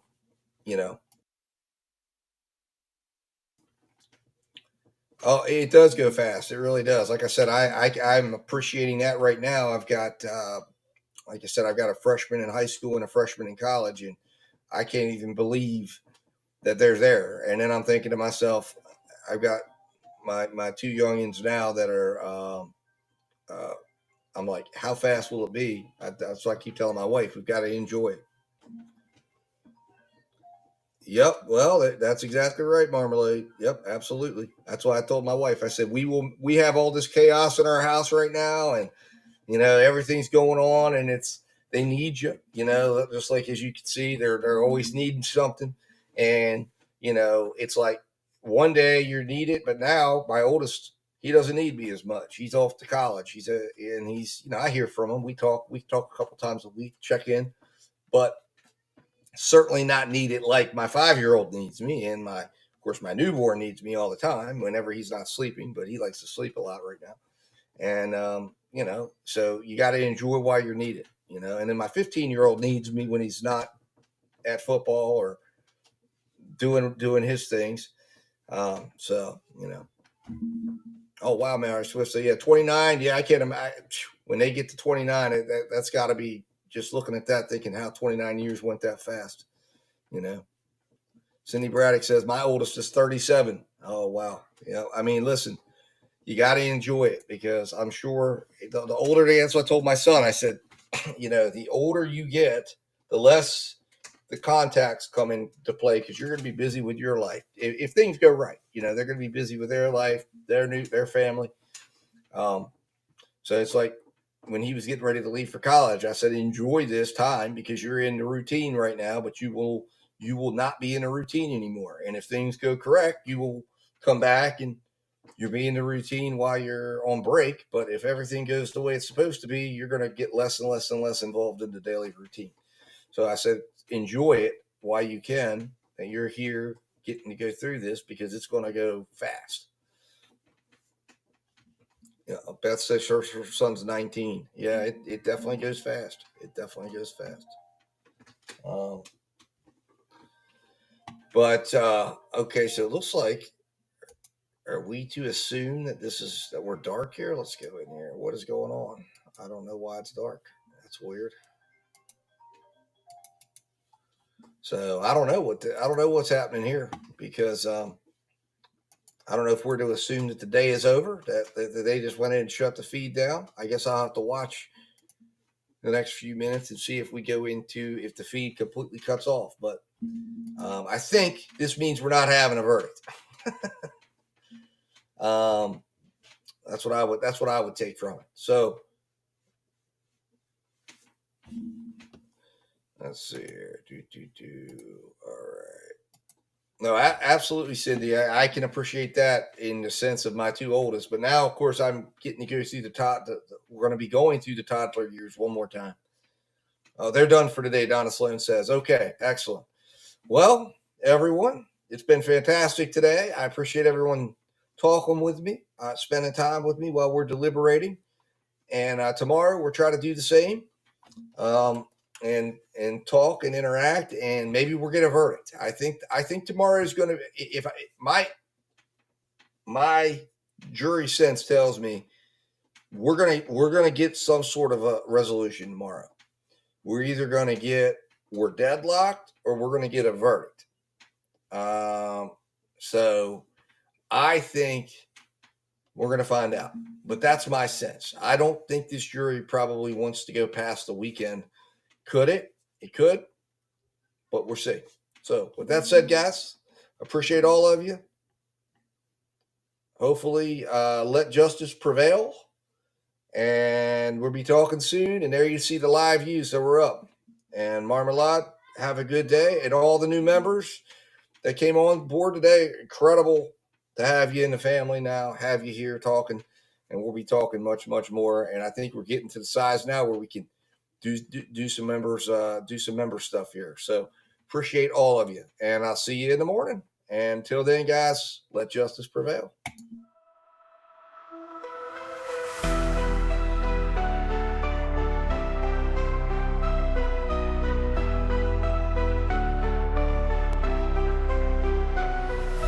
The system's rigged, man, it's time to break free. Eyes wide open, gotta see what I see. Standing on the front lines, fighting for the truth. Lift the veil of lies, it's time to be the proof.